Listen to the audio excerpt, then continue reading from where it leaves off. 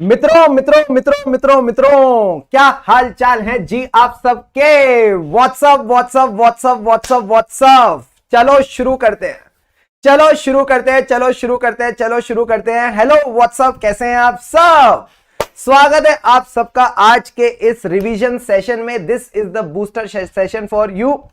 अब शुरू होता है सर ऑडिट का 1.5 डेज का कारवा, और शुरू करेंगे सर किसके साथ, आपकी पॉजिटिविटी के साथ, हमारी पॉजिटिविटी के साथ। तो जल्दी से अपनी पॉजिटिविटी का सिग्नेचर लगा दीजिए वीडियो को लाइक करके, सो दैट ये पॉजिटिविटी भाई साहब आईसीआई तक पहुंचे और उनको पता चल जाए हम रुकेंगे नहीं, थमेंगे नहीं जब तक ऑडिट में 60+ स्कोर करेंगे नहीं।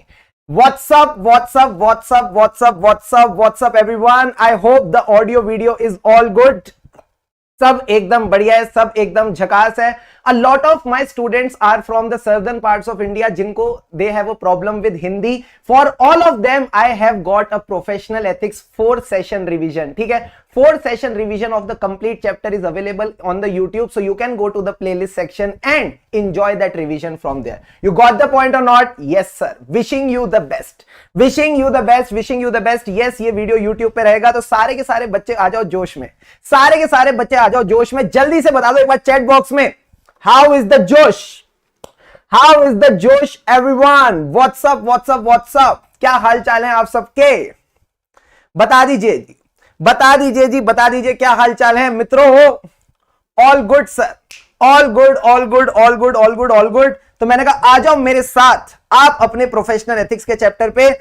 सर आ गए आ गए आ गए आ गए आ गए आ गए आ गए। तो मैंने कहा आओ शुरू करते हैं, श्री गणेश करते हैं इस टॉपिक के साथ। अच्छा, बिफोर आई बिगिन थोड़े से इंस्ट्रक्शन सुनो प्लीज ना, प्लीज प्लीज प्लीज थोड़े से इंस्ट्रक्शन सुनो, बस 30 सेकंड्स में लूंगा आपके। देखो क्या है, अभी ना आपका 1.5 डेज चल रहा है। सर कुछ नया बताओ। मैंने कहा नई बात यह है कि अभी ना आज की डेट में हम जो ये रिवीजन करेंगे ना, इसमें ऐसा ना हो कि सिर्फ मैं रिवीजन करके चले जाऊं, आप बस सुनते चले जाओ। तो क्या होगा ना, जैसे जैसे मैं टॉपिक रिवाइज करता जाऊंगा ना, मैं उसी स्पीड पे रिवाइज करूंगा जिस स्पीड पे मैं एज अ स्टूडेंट करता था। ठीक है, तो आपने भी साथ साथ रिवाइज करते रहना है। ये नहीं कि मुझे प्राइम वीडियो या नेटफ्लिक्स की तरह ताक रहे हो, ना ना ना, ऐसे देखने देखने से काम नहीं चलेगा। आपने भी एक्टिवली साथ साथ उन चीजों को दोहराना है। अगर आप मेरे साथ दोहराओगे, मेरे साथ रिवाइज करते जाओगे, तो ऑटोमेटिकली आपको भी फिर वो कॉन्फिडेंस आता जाएगा। क्या ये बात क्लियर है? हाँ सर। तो ये नहीं कि चुपचाप देखते रहो, साथ साथ मेरे बोलते जाना, साथ साथ मेरे इंटरेक्ट करते जाना। मैं बीच बीच में आपके साथ सवाल जवाब खेलूंगा, तो आपने मुझे जवाब भी देते चलने हैं चैट बॉक्स में। क्या ये बात क्लियर है? हाँ सर। और जो मैंने बोला था वो कर देना भाई, वीडियो पे अपनी अटेंडेंस लगा देना लाइक करके।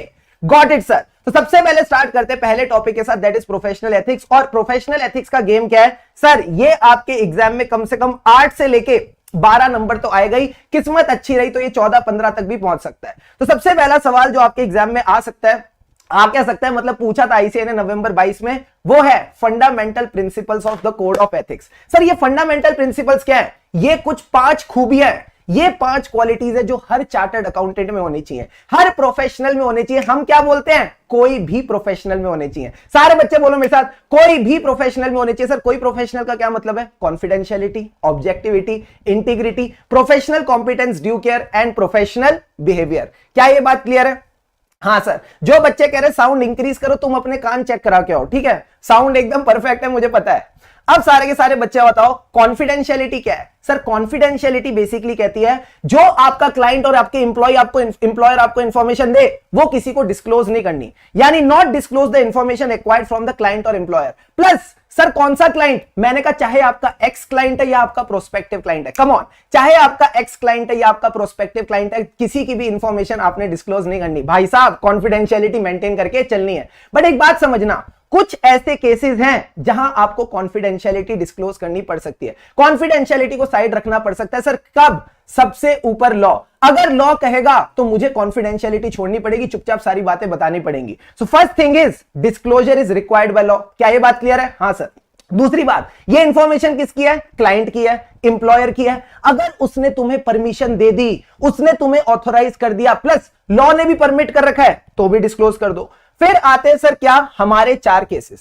फिर आते हैं हमारे 4 केसेस, और हमको हमेशा ये केसेस याद रहते हैं। सर क्यों? क्योंकि 2 प्यारे वाले केसेस हैं, 2 डंडे वाले। सारे बच्चे बोलो मेरे साथ, 2 प्यारे वाले केसेस है, 2 डंडे वाले। प से प्यारे, प से पीयर रिव्यू, क्वालिटी रिव्यू। अच्छा, पीयर रिव्यू क्वालिटी रिव्यू में चेक क्या होता है? सर उसमें चेक होता था कंप्लायंस विद टीपीई स्टैंडर्ड। बोलो ना, compliance with TPE standard. TPE standard मतलब टेक्निकल प्रोफेशनल एथिकल स्टैंडर्ड। तो यहां आपके पहले 2 पॉइंट तो हो गए, मैंने कहा वेरी गुड। अब अगर तुम कंप्लायंस नहीं करोगे तो क्या बैठेगी? इंक्वायरी और investigation. Just go with the flow. क्या बैठेगी? इंक्वायरी और इन्वेस्टिगेशन। और अगर यहां पे पकड़े गए तो हमारे पीछे आ जाएंगे लीगल प्रोसीडिंग्स वाले। क्या चारों के चारों पॉइंट क्लियर है? हाँ, 2 प्यारे वाले 2 डंडे वाले, प से प्यारे, प से पीयर रिव्यू, क्वालिटी रिव्यू। अम्मी जा कहती थी पीयर रिव्यू में क्या चेक होता है? Sir compliance with TPE standard. अगर नहीं कंप्लाई करेंगे तो इंक्वायरी इन्वेस्टिगेशन बैठेगी और फिर लीगल प्रोसीडिंग्स शुरू हो जाएंगी। भाई साहब कॉन्फिडेंशियलिटी डन सर? हाँ डन। अब इसमें एक बात समझना, जब भी आप कुछ कॉन्फिडेंशियल इंफॉर्मेशन डिस्क्लोज कर रहे हो तो सबसे पहले क्या करेंगे?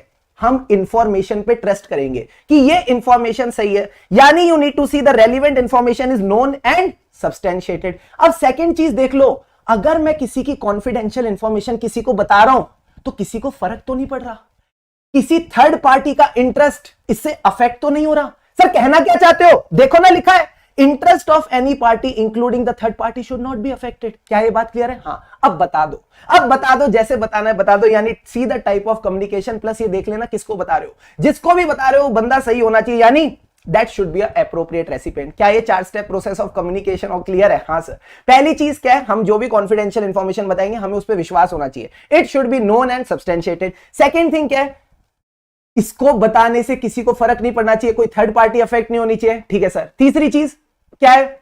Method of communication. एंड चौथी चीज, जिसको भी बता रहे हो वो बंदा नोन और सही बंदा होना चाहिए, एप्रोप्रिएट रेसिपिएंट होना चाहिए। क्लियर है? क्लियर है सर। कॉन्फिडेंशियलिटी में तो धूम मचा दी। अब आ जाओ ऑब्जेक्टिविटी पे। सर ऑब्जेक्टिविटी क्या कहती है? My decision is my decision, none of your decision. बोलो मेरे साथ, my decision is my decision, none of your decision. यानी मैं अपनी प्रोफेशनल जजमेंट को कॉम्प्रोमाइज नहीं करूंगा। Not compromise your professional judgement because of 3 reasons. Sir ये 3 रीजंस क्या हैं? पहले तो अपने खुद के रीजंस, यानी अपनी बीसी। सर बीसी मतलब अपनी बायसनेस, अपना conflict of interest. Don't compromise your professional judgement because of your own biasness, own conflict of interest और undue influence of some other party. किसी और के अनड्यू इन्फ्लुएंस में आके आपने कोई इंफॉर्मेशन डिस्क्लोज नहीं करनी। तो सारे बच्चे जल्दी से बताओ ऑब्जेक्टिविटी का क्या मतलब है? हमें अपना डिसीजन खुद लेना है, हमें अपनी प्रोफेशनल जजमेंट को कॉम्प्रोमाइज नहीं करना। किन 3 रीजन की वजह से? खुद की बीसी और किसी के अनड्यू इन्फ्लुएंस की वजह से। बीसी बोले तो बोलो, बोलो, चैट में लिखने की जरूरत नहीं, तुम बोलो। B for biasness, C for conflict of interest और undue influence of some other third party. You got the point और नॉट? Yes sir. अब आ जाओ सर इंटीग्रिटी। ये इंटीग्रिटी क्या है? इंटीग्रिटी वो है जो रूपल कह रही है। सर रूपल कैसी बच्ची है? बड़ी ही सच्ची और अच्छी बच्ची है। सच्चा अच्छा इंसान कौन है? जो सीधी सीधी बात करे, बात को घुमाए ना, यानी honest and straight forward. Plus वो कभी ऐसी इंफॉर्मेशन के साथ एसोसिएट नहीं होगा जो गलत है या उसमें ओमिटेड है, यानी उसमें या तो एरर है या ओमिशन है। एरर और ओमिशन का क्या मतलब है? या तो वो ओमिट करती है रिक्वायर्ड इंफॉर्मेशन, या उसमें फॉल्स इंफॉर्मेशन है, या फिर that information has been provided negligently. क्या ये पॉइंट समझ आता है? हाँ सर। इसी पॉइंट को लेके आईसीआई ने आपके मॉक टेस्ट पेपर 2 में टैक्स ऑडिट के साथ, ओहो हो सर क्या बात कर रहे हो, टैक्स ऑडिट के साथ एक मल्टीडिसिप्लिनरी क्वेश्चन बनाया था जिसमें चार्टर्ड अकाउंटेंट ने नेग्लिजेंटली प्रोवाइडेड इंफॉर्मेशन के साथ एसोसिएशन दी थी। तो आईसीआई ने क्या पकड़ा? सर आईसीआई कहती है this is nothing but a conflict of integrity. क्या ये बात सही है? हाँ सर। स्ट्रेट फॉरवर्ड ऑनेस्ट कभी ऐसी रिपोर्ट के साथ एसोसिएट नहीं होगी जो मटेरियली फॉल्स है, मिसलीडिंग है, नेग्लिजेंटली प्रोवाइडेड है या ओमिट करती है रिक्वायर्ड इंफॉर्मेशन। तो कोई प्रोफेशनल का कॉन्फिडेंशियलिटी हो गया, ऑब्जेक्टिविटी हो गया, इंटीग्रिटी हो गया। अब क्या बचा? Professional competence and due care. तो मैंने कहा professional competence and due care में बस आपने पहले 2 पॉइंट्स याद रखने, बाकी तीनों को इग्नोर कर दो। सर प्रोफेशनली कॉम्पिटेंट कौन है? जो सिर्फ सीखता है या सीखने के बाद अपनी इंफॉर्मेशन को अपडेट भी करता है? सर दोनों काम करता है, अटेन भी करता है, मेंटेन भी करता है। कम ऑन, अटेन भी करता है, मेंटेन भी करता है, यानी सिर्फ क्लास नहीं लेता, अमेंडमेंट वीडियो भी देखता है। तो मैंने कहा आपने अटेन एंड मेंटेन करनी अपनी नॉलेज एंड स्किल, प्लस आप जो भी काम करेंगे सावधानी से करेंगे। You will do your work diligently. बस इतनी सी बात आपने ध्यान रखनी है, attain and maintain the knowledge and act diligently. क्या ये बात क्लियर है? हाँ सर। एंड लास्ट में आता है सर प्रोफेशनल बिहेवियर। ये कहता है ऐसी कोई एक्टिविटी मत करना जिससे इंस्टीट्यूट की रेप्यूटेशन खराब हो, which can discredit the profession. So avoid any conduct which can discredit the profession. यहां आपके कोई प्रोफेशनल करके 5 टॉपिक्स कंप्लीट। सारे बच्चे चैट बॉक्स में लिखेंगे क्या? रुको एक सेकंड, अभी नहीं लिखेंगे। एक पॉइंट और, सर हो सकता है कभी कभार आप इंटीग्रिटी के चक्कर में सच बोलने के चक्कर में आप कॉन्फिडेंशियलिटी से टकरा जाओ। ओ माय गॉड, ऐसा हो सकता है। हाँ, एक बंदा सच बोलने जा रहा था और उसने सच सच में कॉन्फिडेंशियलिटी की बैंड बजा दी, तो सर ऐसे केस में क्या करेंगे? सबसे पहले अपनी जो फर्म है ना उसमें बात करेंगे, यानी others with in your firm, उसमें बात करो। दूसरा, क्लाइंट का जो सबसे बड़ा बंदा है उसको क्या कहते हैं? टीसीडब्ल्यूजी, उससे बात करो। अगर दोनों को समझ में नहीं आ रहा इस सिचुएशन से कैसे डील करना है, तो मां के पास जाओ। सारे बच्चे बताओ हमारी माता कौन है? आईसीएआई। हमारी मदर बॉडी आईसीआई, और अगर उससे भी नहीं हो रहा तो सबसे ऊपर लॉ। तो आपने बस इन चारों को इसी फ्लो में याद रखना है कि अगर सपोज दो फंडामेंटल प्रिंसिपल के बीच में मतभेद हो जाती है तो आपने किसी की मदद लेनी है अपने विद इन द फर्म, ठीक है, या फिर क्लाइंट का टीसीडब्ल्यूजी, दोनों से नहीं हो रहा तो मम्मी के पास यानी आईसीआई, और इसके बाद सबसे ऊपर लॉ। क्लियर है? क्लियर है सर। सारे बच्चे जल्दी से बताओ fundamental principles of ethics in the chat box. Done डनाडन, डन और नॉट? कम ऑन, जल्दी से बताइए क्या fundamental principles of ethics done डनाडन डन है? बताओ।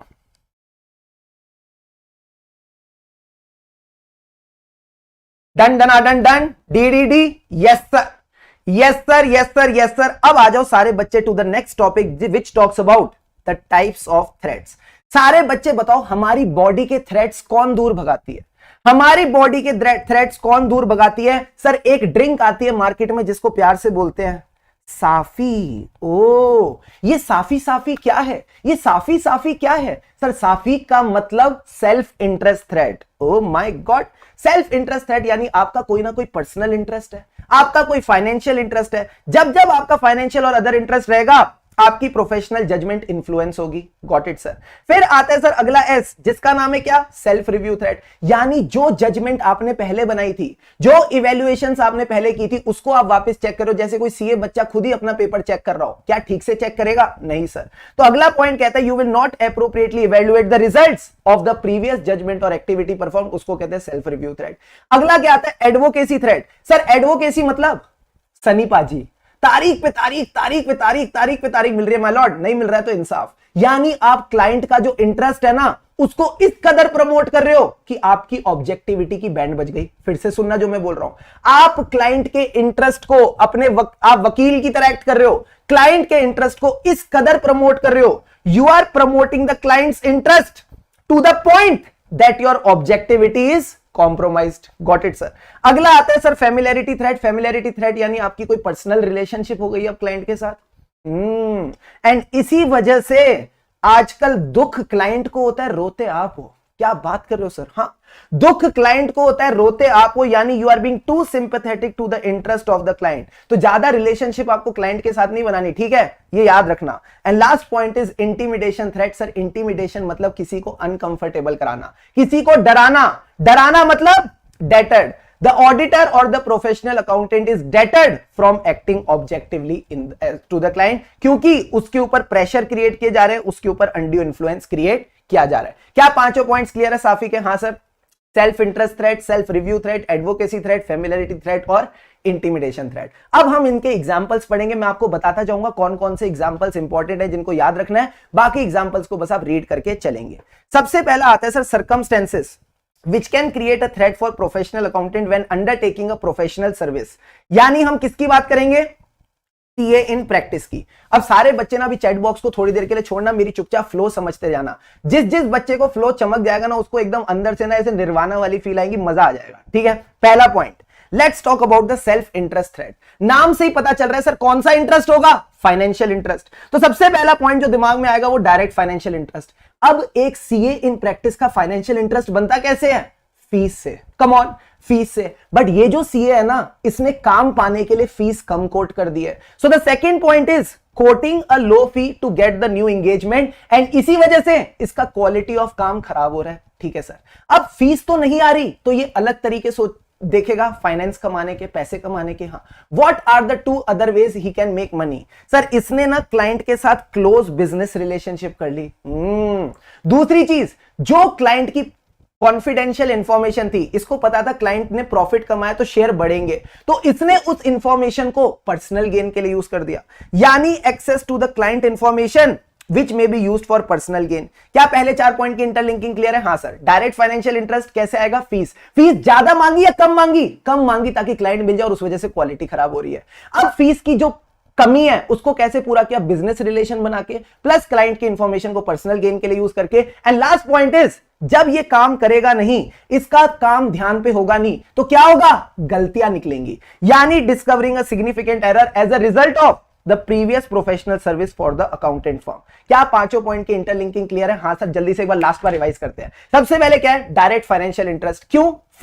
फीस कम कोट करी है। अगर कम फीस कोट करी तो अगले दो तरीके बताओ सर, बिजनेस रिलेशन हो गया और वो शेयर्स वाला कि आपने क्लाइंट की इंफॉर्मेशन को यूज किया for personal gain. And the last point was, गलती करो ना काम में, तो पिछली बार की गलती इस बार मिली है। Got it sir. अब आता है सर अगला पॉइंट, सेल्फ रिव्यू थ्रेड पे। सारे बच्चे जल्दी से बताओ सेल्फ रिव्यू थ्रेड पे क्या होता है? सर सेल्फ रिव्यू थ्रेड में बेसिकली जो काम आपने पहले किया उसको आप चेक कर रहे हो, या तो आप अपनी आईसीएफआर की रिपोर्टिंग को चेक कर रहे हो, या फिर जिन फाइनेंशियल स्टेटमेंट को बनाया उसी फाइनेंशियल स्टेटमेंट का आप ऑडिट कर रहे हो। क्लियर है सर। अब आ जाओ एडवोकेसी थ्रेड पे। एडवोकेसी थ्रेड नाम से ही पता चल रहा है आप क्लाइंट के लिए क्या एक्ट कर रहे हो, एज अ एडवोकेट। तो पहला पॉइंट हो गया एक्टिंग एज अ एडवोकेट। दूसरा पॉइंट भी लॉ से रिलेटेड है, यानी जब लॉ बन रहा था उस टाइम पे आप व्यूज कमिटी में बैठे थे और आपने क्लाइंट को फेवर किया, यानी lobbying in the favour of legislation on behalf of the client. And last point मैंने क्या बोला था जो इसकी डेफिनेशन में था, you are promoting the clients interest, यानी you are promoting the interest of the client and the shares of the client. क्या तीनों के तीनों पॉइंट्स क्लियर है? हाँ सर, लॉ और शेयर्स इनकी बात आपने करके चलनी है। फिर आ जाते sir familiarity thread. Familiarity thread में तीन रिश्ते हमने डिस्कस किए थे इस पॉइंट में। सर क्या? एक तो पर्सनल और फैमिली रिलेशनशिप है, गॉट इट। दूसरा रिश्ता क्या था? फर्म का रिश्ता था, यानी आपका कोई फर्म का जो पार्टनर है अब वो कंपनी का, वो उस क्लाइंट का डायरेक्टर या ऑफिसर बन गया है, या वो उस पोजीशन में है, क्या बोलता था मैं, exert significant influence over the subject matter of engagement. And last point क्या था सर? लास्ट पॉइंट था समय का रिश्ता। समय का रिश्ता यानी long association of the audit team member with the client. क्या तीनों रिश्ते याद है? हाँ सर। अब आता है इंटिमिडेशन थ्रेट। इंटिमिडेशन थ्रेट में सर क्या आता है? सबसे पहले तो थ्रेटन विद द डिसमिसल। आपके ऊपर थ्रेट क्रिएट किया जा रहा है कि अगर आप क्लाइंट से एग्री नहीं करें तो आपको निकाल देंगे। Got it sir. अब जब उसने थ्रेट क्रिएट किया, now you are under pressure. Now you are under pressure to agree with his judgement. Sir हम उसकी जजमेंट से एग्री क्यों करें? क्योंकि वो कह रहा है मैं सीनियर हूं। Okay sir. अब तीसरी चीज क्या हुई? उसने कहा परेशान क्यों होते हो, मैं तुम्हें गिफ्ट देता हूं, मैं तुम्हें गिफ्ट देता हूं, यानी accepting a significant gift from the client. और जैसी गिफ्ट लिया, क्लाइंट आपको कहता है इस बात को मैं पब्लिक कर दूंगा, इस बात के बारे में पूरी जनता को बता दूंगा। तो मुझे एक बात बताओ, आपको एक तो गिफ्ट मिला, ऊपर से उसने थ्रेट क्रिएट कर दिया। अब लास्ट में आपने कहा चल मैं इसका इंप्लॉय ही बन जाता हूं, मैं इसका इंप्लॉय बन जाता हूं। और जैसे ही आप इंप्लॉय बने, उसने कहा तेरी प्रमोशन नहीं होगी। क्या चारों पॉइंट्स क्लियर है? हाँ सर। सबसे पहले क्या किया? तेरे को निकाल दूंगा। सबसे पहले उसने थ्रेट क्रिएट किया डिसमिसल का, इससे आपके ऊपर प्रेशर आया कि उसकी जजमेंट से एग्री करूं। ठीक है। अब जब प्रेशर आ रहा था तो उसने आपको गिफ्ट भी दिया। जैसे ही गिफ्ट दिया उसके बाद आपको धमका रहा है पब्लिक को बताऊंगा। लास्ट में आप जब उसके इंप्लॉय बने तो उसने कहा प्लान प्रमोशन नहीं होगी। सारे बच्चे जल्दी से बताओ क्या यहां तक सारी बातें क्लियर है? डन डन डन डन, फटाफट बताइए।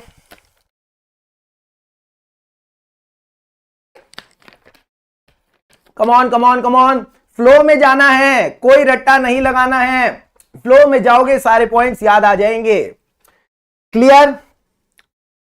Clear sir. चलो अब आता है सर नेक्स्ट पॉइंट जो कि इजी वाला पार्ट है, that is your professional activity, यानी हम यहां पे कैसे एक्ट करेंगे, एज अ एम्प्लॉय एक्ट करेंगे। तो इस एम्प्लॉय वाले केस में बस आपने दो चीजों पे फोकस करना है, एक तो सेल्फ इंटरेस्ट थ्रेट। वापस सेल्फ इंटरेस्ट थ्रेट में उसी फ्लो में चलेंगे जिसमें पहले चले थे। फोकस करना सबसे पहले सर क्या है, फाइनेंशियल इंटरेस्ट। इस बार फाइनेंशियल इंटरेस्ट कैसे आएगा, क्लाइंट की फीस से या आपकी सैलरी से?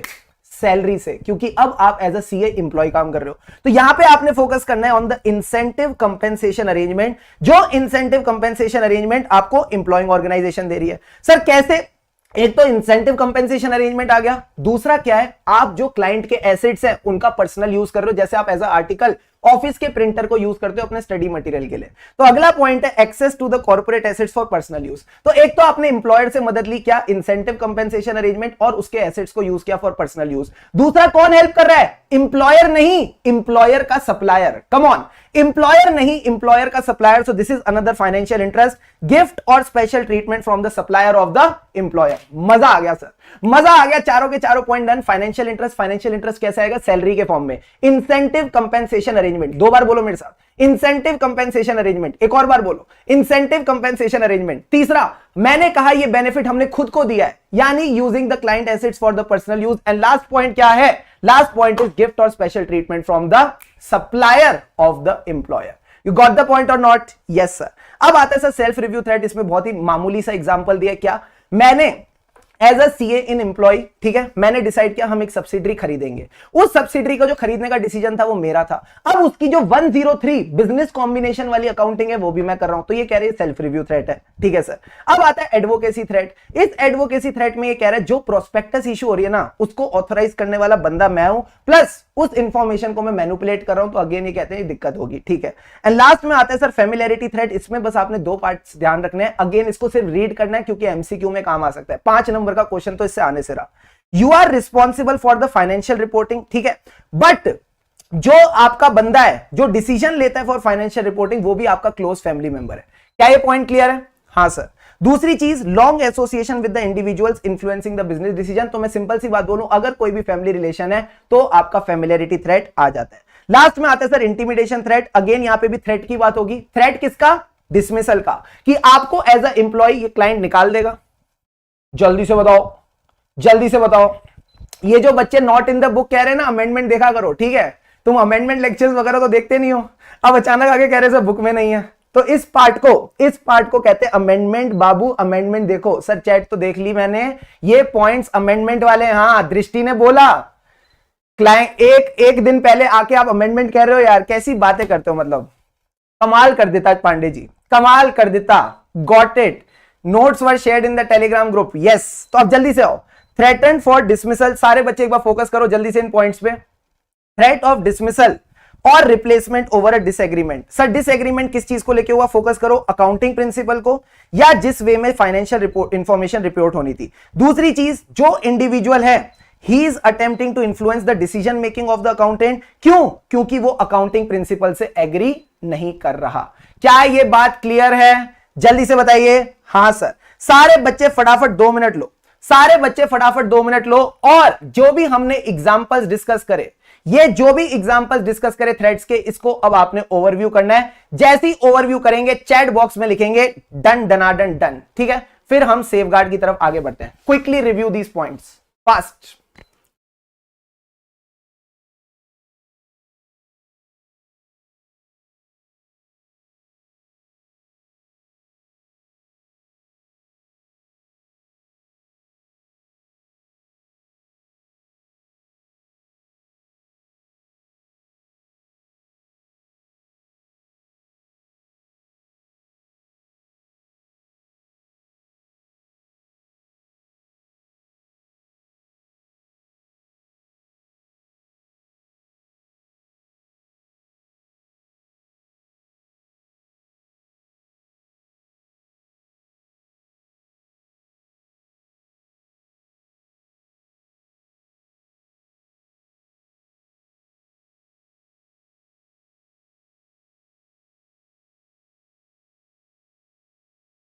बड़े बड़े बड़े आगे बढ़े।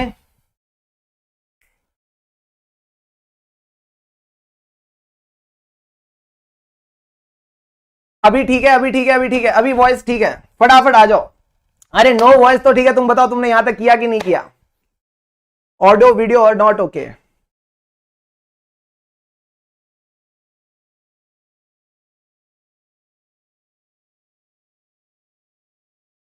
डन डनाडन done done with the reading.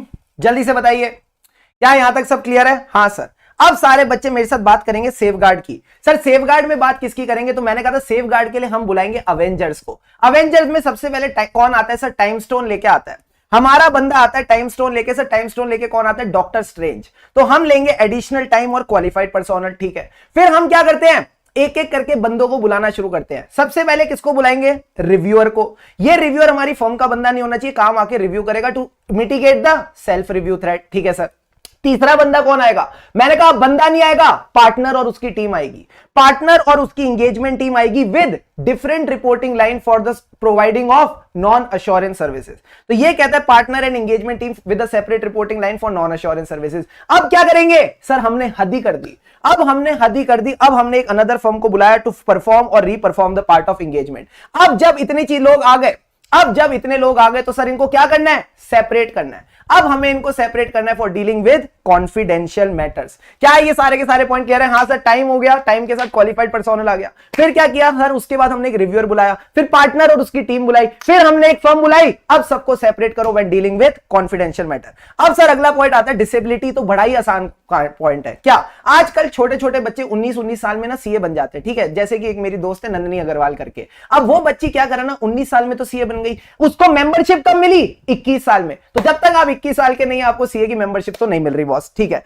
Plus अगर आप पागल है, एंड ये पागल है आपके दोस्त नहीं, कोई कोर्ट कहता है तो आप डिस्क्वालिफाइड है। अगली चीज है अनडिस्चार्ज इंसॉल्वेंट, तो अगेन आप डिस्क्वालिफाइड है। प्लस इवन अगर आप डिस्चार्ज इंसॉल्वेंट है, बट अगर आपके पास कोर्ट का सर्टिफिकेट नहीं है, सर कौन सा सर्टिफिकेट नहीं है जो ये कहता है आपकी इंसॉल्वेंसी मिस फॉर्च्यून की वजह से हुई थी, किस्मत खराब की वजह से हुई थी, आपका कोई मिसकंडक्ट नहीं था, तो फिर अगेन आप डिस्क्वालिफाइड हो जाएंगे। Got it sir. एंड अगला पार्ट क्या कहता है, आपको सीए की मेंबरशिप से निकाला गया क्योंकि आपने कोई प्रोफेशनल या अदर मिसकंडक्ट किया है। क्या ये सारे पॉइंट्स क्लियर है? हाँ, इस पे भी आईसीए ने पीछे आरटीपी और एमटीपी में केस स्टडी बेस्ड क्वेश्चन पूछा है। अब सर दो तरीके के मेंबर होते हैं, एसीए और एफसीए। एफसीए कौन होते हैं? सबसे पहले तो आप सीए बनते हो तो उसके बाद आपको मेंबरशिप मिलती है एसीए की। उसके बाद सर क्या होता है, उसके बाद क्या होता है, उसके बाद क्या होता है, एक सेकंड देना यार।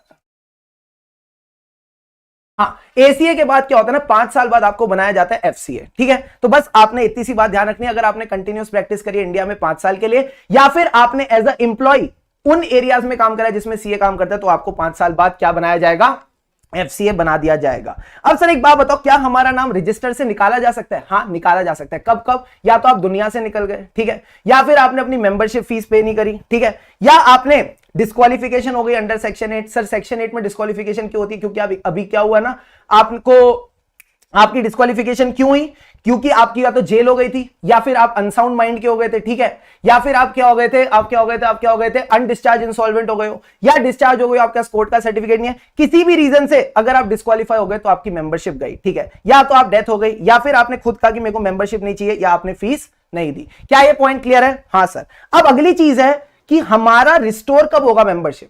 जो हमारी मेंबरशिप है सर, ये रिस्टोर कब होगी? तो अगर मेंबरशिप फीस की वजह से गई थी तो और आपने फीस सेम फाइनेंशियल ईयर में दे दी, तो आपकी मेंबरशिप रिस्टोर हो जाएगी सेम डेट से जिस दिन से रिमूव की थी। प्लस अगला पॉइंट कहता है, अगर आपकी मेंबरशिप गई because of a court order, तो जैसा कोर्ट का ऑर्डर होगा वैसे आपकी मेंबरशिप रिस्टोर हो जाएगी। In other cases, sir other cases में क्या होगा, जब आप फीस दे दोगे विद एप्लीकेशन तो हम रिस्टोर कर देंगे। अब सर कई लोग जो सीए नहीं है और वो मार्केट में जाके बोलते हैं मैं सीए हूं, कोई सीए इन प्रैक्टिस नहीं है, वो बोलता है मैं सीए इन प्रैक्टिस हूं, तो सर उनके ऊपर कितनी पेनल्टी लगेगी?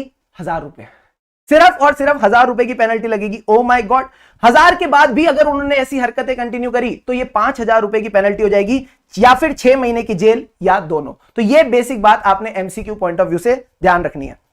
अब सर एक बात बताओ, क्या हमारा सर्टिफिकेट ऑफ प्रैक्टिस भी कैंसिल हो सकता है? हाँ, तो अगर आपकी मेंबरशिप चली गई तो फिर सीओपी भी चला जाएगा। Got it sir, got it sir, got it sir, got it sir. तो या तो आपने प्रैक्टिस छोड़ दी, या आपका मेंबरशिप चली गई, या फिर काउंसिल को लगता है जो आपने सीओपी लिया वो गलत इंफॉर्मेशन देके लिया था, तो अगेन आपका सीओपी ले लेंगे, या फिर आपने एनुअल फीस पे नहीं करी टिल 30th डे ऑफ सितंबर, तो क्या सर सीओपी वापस भी मिल जाएगा? मैंने कहा हाँ, अगर आपने जो अपनी फीस थी वो सेम फाइनेंशियल ईयर के अंदर अंदर दे दी with the application to the secretary, तो रेट्रोस्पेक्टिवली वो रिस्टोर हो जाएगा। अब अगला टॉपिक आता है members deemed to be in practice. इसमें बस आपने इतनी सी बात समझनी है, अगर आप एज अ सीए कोई भी ऐसा काम कर रहे हो जिसमें या तो आप किसी का ऑडिट कर रहे हो, या किसी को फाइनेंशियल स्टेटमेंट बनाने में हेल्प कर रहे हो, या फिर फाइनेंशियल स्टेटमेंट के जो अकाउंटिंग स्टैंडर्ड्स होते हैं उसकी अंडरस्टैंडिंग दे रहे हो, ठीक है, या आप कोई ऐसी सर्विस कर रहे हो जो in the opinion of counsel are rendered by CA in practice, इसके लिए आईसीआई ने क्या किया है, management consultancy and other services करके पूरी लिस्ट दे रखी है।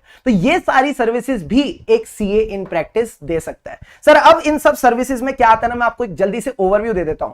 आपने सीए इंटर में कौन कौन से टॉपिक पढ़े हैं? सर कॉस्टिंग पढ़ा है, फाइनेंशियल मैनेजमेंट पढ़ा है, बजटिंग पढ़ा है, ये सारे काम आप कर सकते हो। अगर कंपनी कोई नया प्रोडक्ट इंट्रोड्यूस कर रही है मार्केट में, ठीक है, और उसको डिसाइड करना है कि प्राइसिंग क्या होनी चाहिए, वो भी काम सीए कर सकता है। Got it sir. प्लस अब जैसे मैं एक सीए इन प्रैक्टिस हूं और जो मेरा क्लाइंट है वो एक अकाउंटेंट को अपॉइंट करना चाहता है, तो उसका इंटरव्यू क्या मैं ले सकता हूं? कहते हैं हाँ, personnel recruitment and selection services भी हम कर सकते हैं। आकाश सर इन द हाउस, सरक ऑसम, ठीक है, तो ये काम भी हम कर सकते हैं। प्लस जो ये बंदा है इसको क्या इंसेंटिव्स मिलने चाहिए, क्या सैलरी मिलनी चाहिए, क्या ये भी सीए बता सकता है? हाँ सर बता सकता है। इसके साथ साथ आप बताओ क्या सर मैं बजटिंग कर सकता हूं? मैंने ऑलरेडी बता दिया। Project report and feasibility studies, financial management वाले सारे कॉन्सेप्ट्स आप यहां लगा सकते हो। क्या मैं as a registered valuer act कर सकता हूं? The answer is yes. तो ये लिस्ट पूरी की पूरी आपको रट्टा नहीं लगानी, बस बेसिक बातें समझने की, सब काम एक सीए कर सकता है। इसमें एक चीज इंपॉर्टेंट है सर, क्या जब भी कोई नया शेयर इशू होता है तो क्या मैं उसके रिगार्डिंग एडवाइजरी और कंसल्टेंसी दे सकता हूं? कह रहे हैं हाँ दे सकते हो। Plus plus plus plus plus आप हेल्प कर सकते हो सर किसमें? In the selection. किसकी selection? Selection of the media. अच्छा एक बात बताओ, क्या सीए एड एजेंसी चला रहा है? नहीं, वो सिर्फ एड मीडिया की सिलेक्शन में हेल्प कर रहा है। क्या ये बेसिक बात समझ आती है? हाँ सर। इसी तरह जो कॉन्फ्रेंसेज है, कहां पे कॉन्फ्रेंस रखनी है वो भी आप सिलेक्शन में हेल्प कर सकते हो। जो बैंकर टू द इशू होंगे उनकी सिलेक्शन में, कलेक्शन सेंटर की, ब्रोकर की, अंडरराइटर। अच्छा एक बात बताओ, क्या मैं as a CA in practice मैं ब्रोकर बन जाऊं क्या? सारे बच्चे चैट बॉक्स में बताओ, जल्दी से बताइए, क्या मैं सीए इन प्रैक्टिस ब्रोकर और अंडरराइटर बन जाऊं क्या? बोलो ना, अरे बोलो ना। नहीं सर, आप पब में नहीं जा सकते। मैंने कहा पब का क्या मतलब है? पोर्टफोलियो मैनेजमेंट, अंडरराइटिंग और ब्रोकिंग, इनकी सिलेक्शन में हेल्प कर सकता हूं, बट मैं यहां नहीं जा सकता, मैं ये तीनों काम नहीं कर सकता। क्या ये बात क्लियर है? हाँ सर। इवन शेयर्स इशू के बाद भी आप post issue activities, registrar to issue selection में हेल्प कर सकते हो। इवन एज अ सीए आप खुद भी रजिस्ट्रार टू एन इशू बन सकते हो, इन्वेस्टमेंट काउंसलिंग कर सकते हो। सर इन्वेस्टमेंट काउंसलिंग और पोर्टफोलियो मैनेजमेंट में क्या फर्क है? पोर्टफोलियो मैनेजमेंट में मैं आपका पैसा ले लूंगा। सर हम आपको अपना पैसा नहीं देंगे, अरे मजाक में बोल रहा हूं। मैं तुम्हारा पैसा लूंगा और मैं डिसाइड करूंगा कौन से शेयर में लगाना है। पर जब बात आती है इन्वेस्टमेंट काउंसलिंग की, तुम्हारा पैसा तुम्हारे पास, मैं तुमको बताऊंगा पैसा कहां कहां लगाना है। फर्क समझ आया नहीं आया? हाँ सर। दूसरा, जितने भी तरह के ऑडिट है एक सीए इन प्रैक्टिस कर सकता है, quality audit, environment audit, energy audit, भाड़ में सारी चीजें सब कर लोगे सर। ठीक है। अब अगली चीज है बैंकिंग सेक्टर में सर क्या हो रहा है ना, एनपीएस की दिक्कत बढ़ती जा रही है। तो क्या मैं एक रिकवरी कंसल्टेंट बन सकता हूं? हाँ। अच्छा जल्दी से बताओ, क्या मैं रिकवरी एजेंट बन सकता हूं? नहीं नहीं नहीं सर, एजेंट, ब्रोकर ये सब एक ही थाली के चट्टे बट्टे हैं। आप एजेंट नहीं बन सकते, आप वसूली भाई नहीं बन सकते, बट हां आप उसके रिगार्डिंग कंसल्टेंसी सर्विस दे सकते हो। क्या ये बात समझ में आती है नहीं आती है? हाँ सर। इसके अलावा क्या मैं बता सकता हूं कौन सी हेल्थ इंश्योरेंस, कौन सी लाइफ इंश्योरेंस लेनी है? हाँ। इसी के साथ साथ कहते हैं इंश्योरेंस ब्रोकरेज अलाउड है। सर अभी तो आपने कहा था ब्रोकर अलाउड नहीं है, ये क्या दोगलापन है? ये क्या दोगलापन है? इंश्योरेंस ब्रोकरेज अलाउड है। नाम ब्रोकरेज से फर्क नहीं पड़ता, काम एडवाइजरी का ही है। फिर से बोल रहा हूं, नाम ब्रोकरेज से फर्क नहीं पड़ता, काम एडवाइजरी का ही है, ये चलेगा। इसी तरह मैं इंसॉल्वेंसी प्रोफेशनल बन सकता हूं, एडमिनिस्ट्रेटिव सर्विसेज दे सकता हूं। जो भी टाइम आपने इंडियन आर्मी को दिया उस पीरियड के लिए आपको इन प्रैक्टिस माना जाएगा। अब सारे के सारे बच्चे जल्दी से एक बात बताओ, मेरा आप सबसे एक प्यारा सा सवाल है, क्या मेरी सीए इन प्रैक्टिस था, मेरा जो सीओपी है सर ये कैंसिल हो गया, तो अब मैं क्या बन गया? अब मैं सीए बन गया, यानी member of ICAI. Oh my God. क्या मैं इनकम टैक्स अथॉरिटी, मेरे को आंसर चाहिए चैट बॉक्स में, क्या मैं इनकम टैक्स अथॉरिटी के आगे रिप्रेजेंट कर सकता हूं? पहला सवाल, इसका आंसर दो, मैं दूसरा सवाल पूछूंगा। जल्दी से बताइए बताइए बताइए बताइए।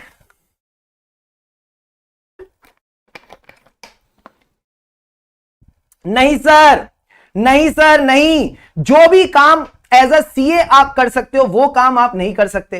तो मैंने कहा जीना छोड़ दूं? जल्दी से बताओ, क्या मैं जीना छोड़ दूं? सर जीना मत छोड़ना, जीना मत छोड़ना, सिर्फ और सिर्फ सीए वाले काम नहीं कर सकते। यानी क्या मैं किसी को डिजिटल कंसल्टेंसी दे सकता हूं? क्या मैं किसी को कुछ डिजिटल कंसल्टेंसी दे सकता हूं? जल्दी से बताओ। डिजिटल कंसल्टेंसी के लिए कुछ मैं रिप्रेजेंटेशन वगैरह ये सब फालतू के काम कर सकता हूं? अब ये बताओ, क्या डिजिटल कंसल्टेंसी चलेगी क्या? Yes sir. मैंने कहा क्यों क्यों क्यों क्यों? क्योंकि डिजिटल कंसल्टेंसी या इस तरह के काम के लिए सीए की जरूरत ही नहीं है, तो ये आप अपनी निजी जिंदगी में कर सकते हो। तो बस आपने इतनी सी बात ध्यान में रखनी है, क्या जब भी आप सस्पेंडेड हो जाते हो, सीओपी नहीं होल्ड कर सकते, तो आप किसी और कैपेसिटी में काम नहीं कर सकते apart from your capacity as a member of ICAI. Once you become a member of ICAI then you are bound by the provisions of chartered accountant act 1949।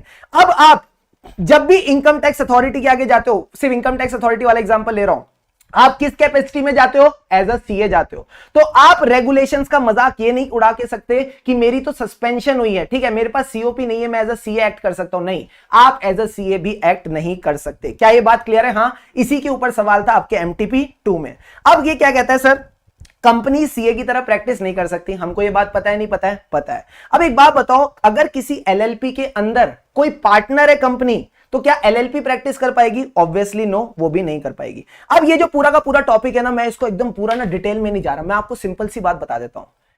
जो आईसीएआई है, सारे बच्चे मुझे ना जल्दी से एक बार ना चैट बॉक्स में बताना, तुम्हारा 2 मिनट में टॉपिक कंप्लीट करा दूंगा। मुझे एक बात बताओ, ये कौन है बच्चा? कुणाल करके, ठीक है, कुणाल करके एक लड़का है, इसके पास ना एक प्यारी सी गर्लफ्रेंड है जिसका नाम है कुणाली। मुझे एक बात बताओ, कुणाल ने अगर कुणाली की जगह किसी और के साथ फोटो लगा दी इंस्टाग्राम पे, कुणाली को कैसा लगेगा? जल्दी से चैट बॉक्स में बताओ। क्या वो सह लेगी या नहीं सहेगी? जल्दी से बताइए। क्या अगर कुणाल ने कुणाली की जगह किसी और के साथ फोटो लगा दी तो क्या वो सहेगी? क्या जल्दी से बताओ, बताइए जी, बताइए। क्या वो सहेगी या नहीं सहेगी? नहीं सहेगी सर, वो नहीं सहेगी, वो नहीं सहेगी। आईसीआई कहता है यही सेम चीज है। आईसीआई कहता है यही सेम चीज है। जब तुम सीए इन प्रैक्टिस बन गए, जब तुम सीए इन प्रैक्टिस बन गए ना, तो तुम चार्टर्ड अकाउंटेंट के अलावा कोई डेजिग्नेशन यूज नहीं कर सकते। सर डेजिग्नेशन का क्या मतलब है? तुम ये नहीं बोल सकते मैं कॉर्पोरेट लॉयर हूं, तुम ये नहीं बोल सकते कि मैं इनकम टैक्स कंसल्टेंट हूं, तुम ये नहीं बोल सकते मैं कॉस्ट अकाउंटेंट हूं, तुम ये नहीं बोल सकते मैं कंपनी सेक्रेटरी हूं, तुम ये नहीं बोल सकते मैं मैनेजमेंट कंसल्टेंट हूं। बट हां, तुम डिग्री यूज करो, हमें डिग्री से कोई दिक्कत नहीं है। तुम क्या नहीं यूज कर सकते? तुम कोई डेजिग्नेशन यूज नहीं कर सकते। तो ये सब क्या है? ये डेजिग्नेशन है। पर अगर यही मैं डिग्री की बात करूं, एसीएमए, एफसीएमए, सीएस, ये सब डिग्रीज हैं, डिग्रीज वगैरह अलाउड है। क्या ये बात क्लियर है सबको? हां सर। अब इसी तरह मैंने तुमको कहा था मैं advisor to a issue of shares बन सकता हूं। तो अगर मैं किसी कंपनी में एडवाइजर हूं टू द इशू, तो वो क्या कंपनी अपने प्रोस्पेक्टस में एक हेडिंग डाल सकती है एडवाइजर टू इशू, और उसमें मेरा नाम लिख दे सीए शुभम केसवानी? चलेगा, वो चलेगा। वो कोई डेजिग्नेशन मेरे विजिटिंग कार्ड या मेरे पर्सनल डॉक्यूमेंट में नहीं है, कंपनी के प्रोस्पेक्टस में। तो ये कह रहा है कंपनी अपने प्रोस्पेक्टस में आपका नाम लिख सकती है एज अ एडवाइजर और कंसल्टेंट टू एन इशू, आपकी फर्म का नाम भी लिख सकती है, कोई दिक्कत की बात नहीं होनी चाहिए। क्या ये पॉइंट क्लियर है? हाँ सर। अब इसमें एक एक्सेप्शन है कि जनरली तो सीपीए अलाउड नहीं होता, बट इसकी 3 एक्सेप्शन है। साक्षी ने बिल्कुल सही बताया सर। क्या? सीपीए आयरलैंड, ठीक है। उसके बाद क्या? Institute of England and blue whales. Sir blue whales नहीं है, वो इंग्लैंड एंड वेल्स है सर। यानी हमें किसकी बात कर रहे हैं हम यहां पे? सबसे पहले CP Ireland, institute of chartered accountants of England and well, and अगली चीज क्या है? साइका। साइका बोले तो south Africa institute of chartered accountant, इसकी भी आप यूज कर सकते हो सर। क्यों? क्योंकि आईसीआई ने इनके साथ दोस्ती कर रखी है, एमओयू एमआरए साइन कर रखे हैं। ये टॉपिक आपके क्लॉज 7 से भी रिलेट होके आता है। क्या ये चैप्टर 7 सेक्शन 7 क्लियर है? हाँ, ये सिर्फ और सिर्फ एक सीए इन प्रैक्टिस पे लगता है। अब आ जाओ सर लास्ट टॉपिक, और इनिशियल प्रोविजंस हमारे कंप्लीट हो जाएंगे। सर टॉपिक का नाम क्या है? Branch office. ब्रांच ऑफिस का टॉपिक क्या कहते हैं? सारे के सारे बच्चे जल्दी से मेरे को सुनो, 2 मिनट में तुम्हारा पूरा टॉपिक कराता हूं ब्रांच ऑफिस वाला। Section number 27, very important topic. ये क्या कहता है? अगर मैं एक सीए इन प्रैक्टिस हूं और मेरे पास एक ऑफिस है, तो मुझे अपना जो भी मैं दूसरा ऑफिस खोलूंगा ना, उस पे एक मेंबर ऑफ आईसीआई बिठाना पड़ेगा, एक सीए बिठाना पड़ेगा। बट इसके अंदर 3 एक्सेप्शन है सर। क्या? जो मेरा सेकंड ऑफिस है, अगर वो सेम बिल्डिंग पे है तो चल जाएगा, कोई नया सीए बिठाने की जरूरत नहीं है। दूसरा, मेरा जो सेकंड ऑफिस है वो सेम सिटी में है, यानी पहला ऑफिस दिल्ली में, दूसरा ऑफिस दिल्ली में, चल जाएगा। तीसरी चीज, जो मेरा अगला ऑफिस है वो गुड़गांव में है, यानी मेरी दिल्ली की म्युनिसिपल लिमिट से 50 किलोमीटर के अंदर अंदर तो चल जाएगा। तो ये 3 एक्सेप्शन बस आपने ध्यान रखनी है, सेम अकोमोडेशन, सेम सिटी, और with in 50 kilometre from the municipal limits of city. अब सर पता कैसे चलेगा मैं ऑफिस अटेंड कर रहा हूं, मैं उसी सिटी में हूं? तो अगर आप उस सिटी में 182 डेज या उससे ज्यादा रहे हैं। सर ये 182 डेज कैसे आया? साल में कितने दिन होते हैं? 365 दिन। साल में होते हैं 365 डेज, उसको 2 से डिवाइड किया तो कहता है आधे साल। आधा कितना होगा? 182.5। तो ये कहता है 182 डेज बस आपने इंडिया में रहना है। दैट्स इंडिया में नहीं, उस सिटी में रहना है जहां पे भी आपका ऑफिस है। क्लियर है बात? हाँ सर। अब मेरा एक दोस्त मनाली में रहता है, और सर मनाली में ठंड पड़नी शुरू हो गई है। मनाली जो है उसमें ठंड पड़नी शुरू हो जाती है सर कब? नवंबर, दिसंबर, जनवरी। तो 3 महीने सीए की तो प्रैक्टिस ही ठप हो जाती है। हाँ, तो उस सीए को कहा कि हम तुमको एग्जामिशन दे रहे हैं, तुम अपना वो जो पुराना ऑफिस है ना उसको बंद मत करो, तुम एक नए ऑफिस में आ जाओ, और ये जो नया ऑफिस है ये तुम्हारा टेम्पररी ऑफिस रहेगा। पर जब भी तुम यहां आओगे और यहां से वापस जाओगे, आईसीआई को बता देना। कम ऑन, जब भी तुम यहां आओगे, यहां से वापस जाओगे, आईसीआई को बता देना। और मेरा जो विजिटिंग कार्ड होगा उसमें जो नया ऑफिस है, ये प्लेस ऑफ बिजनेस है या temporary place of business? Sir temporary place of business. तो आप इसको प्लेस ऑफ बिजनेस नहीं बोल सकते। क्या ये पॉइंट क्लियर है? जल्दी से बताइए। हाँ सर, हाँ सर, हाँ सर, हाँ सर। तो हिली एरियाज वाला पॉइंट क्या याद रखेंगे? Temporary office for not exceeding 3 months, no need to close your regular office. जो भी आपका टेम्पररी ऑफिस है, वो आपका प्लेस ऑफ बिजनेस नहीं बनेगा। जब भी आओगे, जब भी जाओगे, आईसीआई को बताओगे। क्या ये सारे के सारे पॉइंट्स क्लियर हैं? हाँ सर। अब सर एक बात समझना सारे के सारे बच्चे, जब मैं इस वाले ऑफिस से, प्लेन एरियाज वाले ऑफिस से हिली एरिया वापस जाऊंगा, क्या यहां पे नेम बोर्ड रहना चाहिए? The answer is no. Name board भी साथ लेके जाओगे। क्लियर है बॉस? क्लियर है। ऋतिक कह रहे हैं सर क्या बेनिफिशियल रहेगा मेरे लिए, मैं सेशन अटेंड करूं या सेल्फ करूं? Hrithik, the answer lies with in you. ये आंसर आपके अंदर है, आपको जो बेस्ट लगता है आप उसके हिसाब से करो। That's the point I would like to make. ठीक है, क्लियर है बॉस? क्लियर है सर। अब सारे के सारे बच्चे जल्दी से क्वेश्चन करो और मुझे आंसर बताओ फटाफट। Tell me the answer to this question. Quickly quickly quickly give me the answer. Rishabh ने वैसे बोल दिया है, जल्दी से सारे के सारे बच्चे बताओ इसका आंसर क्या रहेगा।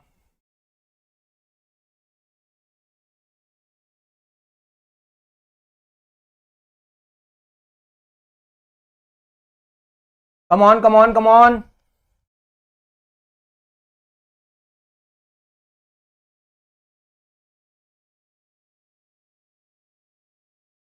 चलेगा सर, चलेगा चलेगा चलेगा, दौड़ेगा। मैंने कहा क्यों? कई बच्चे सोचेंगे सर क्या 100 किलोमीटर। मैंने कहा 100 kilometre is not relevant in hilly areas. जब मैं हिली एरियाज की बात करता हूं तो ये 100 किलोमीटर रेलिवेंट ही नहीं है। क्या ये बात समझ आती है? हाँ सर। दूसरी चीज, कई बच्चे कंफ्यूज होंगे अप्रैल मई और जून को लेके। सर ये 3 महीने अप्रैल मई और जून क्यों है? तो मुझे एक बात बताओ, यहां कहां लिखा है कौन सा महीना होगा? यहां क्या लिखा है कौन सा महीना होगा? सर कोई सा भी महीना हो सकता है, चाहे अप्रैल हो, मई हो, जून हो, फर्क नहीं पड़ता। तो यहां पे ये केस चलेगा। तो आपने आंसर कैसे लिखना है? सबसे पहले सेक्शन लिखेंगे, सेक्शन नंबर 27। फिर आप प्रोविजंस लिखेंगे। सर प्रोविजन में क्या आएगा? ये सारे के सारे प्रोविजंस आप मेंशन करेंगे। क्या ये बात क्लियर है? हाँ। एंड लास्ट में सर आप क्या करेंगे? लास्ट में आप लिखेंगे there is no misconduct, it is allowed. फटाफट देख के बताओ क्या ये पॉइंट क्लियर है? All good all good all good all good all good sir. अब सारे के सारे बच्चे देखो, अगला टॉपिक आ जाते हैं केवाईसी नॉर्म्स करके। ठीक है, इस टॉपिक को बस आपने ना रीड करके चलना है। इसमें क्या है ध्यान से समझना। इसके बाद हम जाएंगे उसके पास, किसके पास? क्लॉजेस के पास। मजा आ जाएगा। सबसे पहले सर ये कहता है KYC norms means know your customer, know your client. इसमें आपने क्या करना है? सपोज आपका क्लाइंट कोई इंडिविजुअल है, तो उसको आप कैसे जानते हो? उसके नाम से। ठीक है, उसका पैन नंबर, आधार नंबर, ये सब आ जाएगा। उसका क्या धंधा है और पिछले साल के क्या फाइनेंशियल स्टेटमेंट है, इसको कहते हैं सर जनरल इंफॉर्मेशन। ठीक है, उसके बाद आएगी एंगेजमेंट इंफॉर्मेशन, यानी type of engagement. Type of engagement मतलब आपकी क्या अश्योरेंस एंगेजमेंट है या कंपाइलेशन एंगेजमेंट है, यानी आपने कोई ओपिनियन देना है या उसके लिए फाइनेंशियल स्टेटमेंट बनाने हैं। ठीक है सर। अगर यही कॉर्पोरेट एंटिटी है तो वापस जनरल इंफॉर्मेशन आएगी, यानी नेम ऑफ द क्लाइंट। ठीक है, उसके बाद बिजनेस डिस्क्रिप्शन। ठीक है सर, जो जो पॉइंट सेम है मैं सेम सेम करता जा रहा हूं, plus copy of last audited financial statement. नई चीज क्या आई सर? अगर ये सब्सिडरी है तो इसका पेरेंट कंपनी का नाम आएगा। फिर अगेन वही same point, engagement information, type of engagement, ditto same to same चीज आ गई। क्लियर है बॉस? क्लियर है सर। अब इसके बाद क्या आएगा? Regulatory information.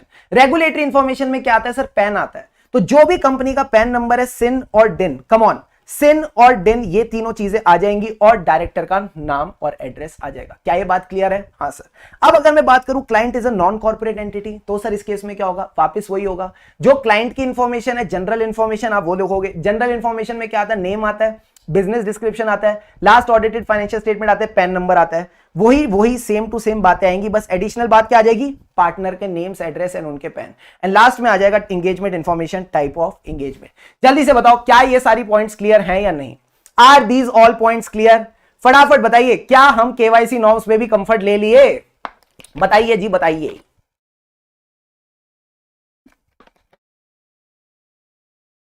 फटाफट बताओ, are all the points clear to all of you? Done done done done. फिर आ जाओ भाई साहब, अब चलेंगे क्लॉजेस की तरफ। अब चलेंगे क्लॉजेस की तरफ। जितने भी इनिशियल प्रोविजंस थे ये हमने कितने टाइम में कंप्लीट कर लिए? 45 मिनट्स। 45 minutes, 45 minutes. अपने लिए क्लैपिंग करो, अपने लिए क्लैपिंग करो। एक एक प्रोविजन को डिटेल में कवर किया अपन ने, एक एक प्रोविजन डिटेल में कवर है, कुछ नहीं छोड़ा। 45 मिनट्स। Clap everyone. बहुत बढ़िया, बहुत बढ़िया, बहुत बढ़िया, बहुत बढ़िया, बहुत बढ़िया। शाबाश शाबाश शाबाश, वेरी वेरी गुड। अब सारे के सारे बच्चे आ जाएंगे मेरे साथ क्लॉजेस की तरफ।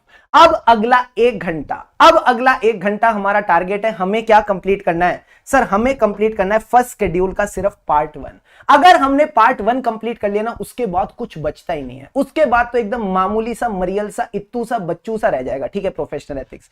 अब सारे के सारे बच्चे आ जाओ। अब देखो क्या कहते हैं, सबसे पहले चलते हैं फर्स्ट शेड्यूल के पार्ट 1, जो की बात करता है professional misconduct in relation to CA in practice. देखो जितना बोरिंग वाला पार्ट था ना हो गया, अब हम इंटरेस्टिंग बातें करेंगे। सबसे पहले आता है क्लॉज नंबर 1। क्लॉज नंबर 1 क्या कहता है कि आपने जब भी सीए प्रैक्टिस में हो तो आप किसको अलाउ कर सकते हो अपने नाम में प्रैक्टिस करने के लिए? सर सिर्फ उसी बंदे को जो क्या है, जो खुद भी सीए इन प्रैक्टिस है, प्लस या तो आपका एम्प्लॉई है या आपका पार्टनर है। बोलो मेरे साथ, कौन मेरे नाम में प्रैक्टिस करेगा? जो खुद सीए इन प्रैक्टिस है, प्लस या तो वो मेरा एम्प्लॉई या मेरा पार्टनर है। यानी a CA in practice shall be deemed to be guilty of professional misconduct if he allows any person to practice in his name as a CA unless such other person is also a CA in practice and is in partnership with or employed by him। अगर वो मेरा partner और employ है तो फिर काम चल जाएगा। अब सर इस क्लॉज को लाया क्यों गया? ये लाइन लिखना भी बहुत जरूरी है ताकि पब्लिक को सेफगार्ड कर सके। सबसे पहले आपने ये इंश्योर करा CA in practice कह के कि पब्लिक को सेफगार्ड कर सके फ्रॉम अनक्वालिफाइड अकाउंटेंट, पब्लिक को सेफगार्ड कर सके against the unqualified accountant who are working under the cover of qualified accountant. दूसरा, जब आप ये इंश्योर कर रहे हो कि वो आपका पार्टनर और एम्प्लॉय है तो वो आपकी निगरानी में काम कर रहा है, यानी the other person is working under his control and supervision. तो जल्दी से बताओ, who can practice in the name of CA in practice? फटाफट बताओ सर। जो खुद एक सीए इन प्रैक्टिस है, प्लस या तो मेरा पार्टनर है या मेरा एम्प्लॉय है। क्लियर है? क्लियर है सर। अब क्लॉज 1 के जैसा अगला क्लॉज कौन सा है? सारे बच्चे चैट बॉक्स में बताओ, तब तक मैं वहां पहुंच रहा हूं।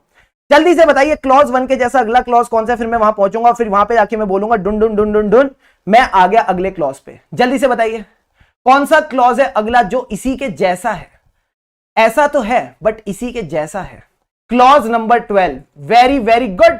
अब सर क्लॉज नंबर 12 क्या कहता है? जल्दी से आओ मेरे साथ और मुझे बताओ क्लॉज 12 किसकी बात करेगा? सर क्लॉज 12 बात करता है इसी की, अलाउ करने की। बट किस चीज के लिए? मैंने कहा साइन करने के लिए। यानी जब बात आती है साइनिंग की तो मैंने कहा यहां पे भी सीए इन प्रैक्टिस तो होगा, प्लस यहां जो पावर है वो एम्प्लॉय को नहीं दे सकते। जो साइनिंग पावर है एम्प्लॉय को नहीं मिलेगी, वो किसको मिलेगी? पार्टनर को ही मिलेगी। तो आप अपनी साइनिंग पावर सिर्फ CA in practice plus partner को दे सकते हो और किसी को नहीं दे सकते। यानी a CA in practice shall be deemed to be guilty of professional misconduct if he allows. किसको अलाउ कर रहा है? सर ऐसे पर्सन को जो member of institute in practice नहीं है, यानी सीए इन प्रैक्टिस नहीं है, या फिर मेंबर ऑफ द इंस्टीट्यूट तो है बट उसका पार्टनर नहीं है। किस चीज के लिए अलाउ कर रहा है? सर साइन करने के लिए। क्या साइन करने के लिए? ऑडिट रिपोर्ट और फाइनेंशियल स्टेटमेंट। जल्दी से बताओ फाइनेंशियल स्टेटमेंट में क्या आता है? बैलेंस शीट और पीएनएल। तो साइन ऑन हिज बिहाफ और बिहाफ ऑफ हिज फर्म। क्या? एक तो रिपोर्ट, दूसरा फाइनेंशियल स्टेटमेंट, और फाइनेंशियल स्टेटमेंट में आते हैं बैलेंस शीट और PNL. So now who can sign? Give me the answer in the chat box. Rishabh ने बोल दिया भाई साहब एकदम बढ़िया बात, सीए इन प्रैक्टिस प्लस वो मेरा पार्टनर होना चाहिए। अब इसी बात पे सारे बच्चे जल्दी से मुझे एक बात बताओ, क्या मैं रोज रोज पार्टनर की खिड़की बजा के अच्छा लगूंगा? क्या मैं रोज रोज पार्टनर का दरवाजा बजाऊं रूटीन मैटर्स के लिए? कहते हैं नहीं। जो आपके रूटीन मैटर्स हैं, जिनमें ओपिनियन की जरूरत नहीं, ऑथेंटिकेशन की जरूरत नहीं, कीवर्ड्स बोल रहा हूं ध्यान से सुनो, जिनमें ओपिनियन की जरूरत नहीं, ऑथेंटिकेशन की जरूरत नहीं, दे कैन बी डेलीगेटेड। उनको आप डेलीगेट करके चल सकते हो। एग्जांपल के तौर पे एक ना वो सेक्शन होता है, मैं भूल गया, एक सेक्शन होता है वो टैक्स रिप्रेजेंटेशन वाला। जल्दी से एक बार सेक्शन लिख दो ना चैट बॉक्स में, दुनिया हिला दो थोड़ी सी। सारे बच्चे बताओ, टैक्स रिप्रेजेंटेशन वाला कुछ सेक्शन रहता है नहीं रहता? वो 222 यस साक्षी ने लिख दिया, section 288 of income tax act 1961। तो मैंने कहा ये सारे काम आप डेलीगेट कर सकते हो, कोई दिक्कत की बात नहीं है। प्लस इसमें एक बड़ा मस्त पॉइंट आता है सर, क्या? ऑडिट क्वेरी डेलीगेट कर दो। कम ऑन जल्दी जल्दी अब दौड़ाएंगे इस टॉपिक को, इसको याद मत करना, बस समझना है। रूटीन डॉक्यूमेंट्स को आप डेलीगेट कर दो जिसमें कोई ऑथेंटिकेशन नहीं चाहिए। ऑडिट क्वेरी, क्वेश्चन या draft observation. Sir financial statement delegate कर दिए। अरे ध्यान से देखो, ड्राफ्ट फाइनेंशियल स्टेटमेंट है। ओ स्टैंपिंग ऑफ वाउचर, ठप्पा लगाना है, क्लाइंट थोड़ी आएगा, सॉरी पार्टनर थोड़ी आएगा। ठीक है सर, रूटीन मैटर है। मेमोरेंडम ऑफ कैश वेरिफिकेशन, छोटे छोटे मामूली काम है, डेलीगेट करो। एक्नॉलेजमेंट देनी है कि हमको एविडेंस मिल गया, ठीक है। बिल्स रेज करने, पार्टनर नहीं आएगा। Routine matter in tax practice section 288। Sir ये सारे के सारे काम बहुत ही मामूली है, बहुत ही मामूली काम है, इनको आप डेलीगेट करके चल सकते हो। क्या ये बात क्लियर है? हाँ सर। अब सुनो सुनो सुनो, एक सीए ने अलाउ किया, ओ माय गॉड, एक सीए ने अलाउ किया, डेलीगेट किया, पर जब पकड़ा गया तो उसने कहा मैंने सिर्फ डेलीगेट किया था, अथॉरिटी मेरे नीचे वाले ने यूज नहीं करी। बट यहां पे दिक्कत कहां है? अलाउंस पे। जैसे ही आप अलाउ कर दो वैसे ही आप गिल्टी हो जाते हो। तो इस केस में भी सीए गिल्टी माना जाएगा फॉर प्रोफेशनल मिसकंडक्ट। क्या ये बात क्लियर है? हाँ सर। अब इसमें मैं एक क्वेश्चन देता हूं आपको, ये वाला। सारे बच्चे जल्दी से बताओ, सीए स्मार्ट है या गधा है? फटाफट बताओ चैट बॉक्स में, सारे बच्चे जल्दी से बताएंगे सीए स्मार्ट गधा है या स्मार्ट है? एक बार इस क्वेश्चन को पढ़ो और मुझे बताओ, सीधा सीधा, गिल्टी नॉन गिल्टी मत लिखो, बताओ जल्दी से। CA smart a CA in practice Europe tour पे था। ओ माय गॉड, जब इस टूर पे था क्लाइंट को चाहिए था स्टॉक सर्टिफिकेट, इस स्टॉक सर्टिफिकेट पे असिस्टेंट ने साइन किया और इशू किया, सब बच्चों ने कहा sir he is not so smart, he is not so smart आदि, ही विल बी गिल्टी। तो सर आप कैसे लिखेंगे आंसर, क्लॉज 12 डालेंगे, उसके बाद प्रोविजंस डाल देंगे कि भाई रूटीन मैटर्स को डेलीगेट कर सकते हैं बट जहां पे ऑथेंटिकेशन है उसको डेलीगेट नहीं कर सकते, ही will be guilty. You got the point और नॉट? Yes sir. तो 1 और 12 हमारे क्लॉजेस हो चुके हैं। अब हम आते हैं क्लॉज नंबर 2 पे। सर क्लॉज नंबर 2 ना मेरा फेवरेट है, क्यों? क्योंकि 2, 3 और 4 एक ही फ्लो में चलते हैं।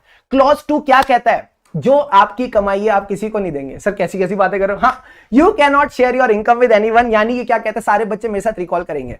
A CA in practice shall be deemed to be guilty of professional misconduct if he pays or allows or agrees to pay or allow any share com bro। बोलो मेरे साथ, share com bro, यानी अगर आपने किसी को भी अपना शेयर दिया, कमीशन दिया, ब्रोकरेज दिया इन द फीस और प्रॉफिट्स, जो भी आपकी प्रोफेशनल फीस है या प्रॉफिट्स है, किसी भी पर्सन को दी तो आप गिल्टी हो जाओगे। पर सर अदर देन किसको दे सकते हैं? तो मैंने कहा आईसीआई क्या कहती है ना, मेरे बच्चों को दे दो, जो मेरे बच्चे मेंबर्स ऑफ आईसीआई उनको दे दो। दूसरा, आप अगर एक पार्टनर है तो पार्टनर को तो शेयर दोगे ही ना प्रॉफिट का, ठीक है। प्लस अगर कोई पुराना पार्टनर है, रिटायर्ड पार्टनर है, उसको दे सकते हो, या कोई पार्टनर ऊपर चला गया उसका कोई लीगल रिप्रेजेंटेटिव है उसको दे सकते हो, या फिर आप membership persons having membership of professional body with prescribed qualifications उसको दे सकते हो, ठीक है। अब किस पर्पस के लिए दे रहे हैं? For the purpose of rendering professional services in और आउटसाइड इंडिया। क्या ये पूरा का पूरा क्लॉज क्लियर है? हाँ सर, एक बार वापस रिकॉल करेंगे। A CA in practice shall be deemed to be guilty of professional misconduct. धीरे धीरे, कब? If he pays or allows, या agree to pay or allow, क्या? Share com bro. किसका शेयर, किसकी कमीशन? In the fees or profits of his professional business to any person, he will be guilty. Sir किसको दे सकते हैं? Member of ICAI, partner, retired partner, legal representative or disease partner, और a person having membership of professional body with prescribed qualification for the purpose of rendering professional services in or outside India। अब sir ये कौन है जिनको दे सकते हैं? आपके भाई बंधु, कंपनी सेक्रेटरी, सीएमए, एमबीए, इन सबको दे सकते हो। प्लस एएए। सर एए क्या है? Advocate, architect, actuary. बोलो मेरे साथ, एडवोकेट, आर्किटेक्ट, एक्चुअरी, इन सबको हम दे सकते हैं। एंड लास्ट में सर क्या रह जाता है? इंजीनियर। इंजीनियर को भी आप दे सकते हो। अब इसमें सर एक इंपॉर्टेंट पॉइंट आ जाता है, क्या? एक सीए ने 50% ऑफ अपनी ऑडिट जो फीस थी, जो उसकी 50% ऑफ द ऑडिट फीस थी, उसको किस नाम में दे दिया? ऑफिस अलाउंस के नाम से दे दिया। अब जल्दी से बताओ, ऑफिस अलाउंस के नाम से दिया तो क्या चल जाएगा? क्या जल्दी से बताओ, क्या ऑफिस अलाउंस के नाम से दिया तो चल जाएगा क्या? बताइए बताइए बताइए।